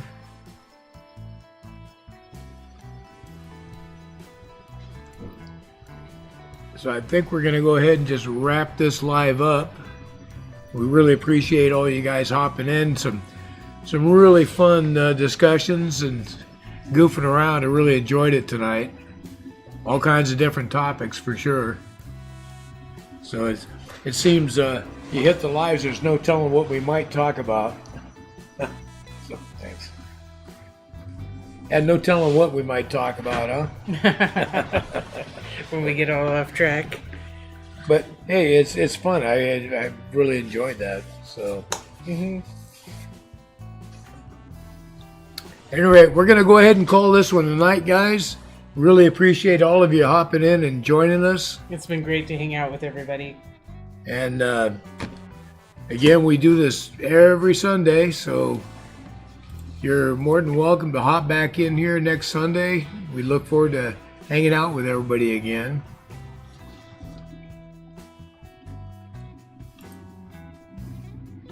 So until next week, keep an eye peeled for, we'll have some shorts coming out again this week. We got another video will be out later in the week. Yeah. And of course, there'll be the live again next Sunday.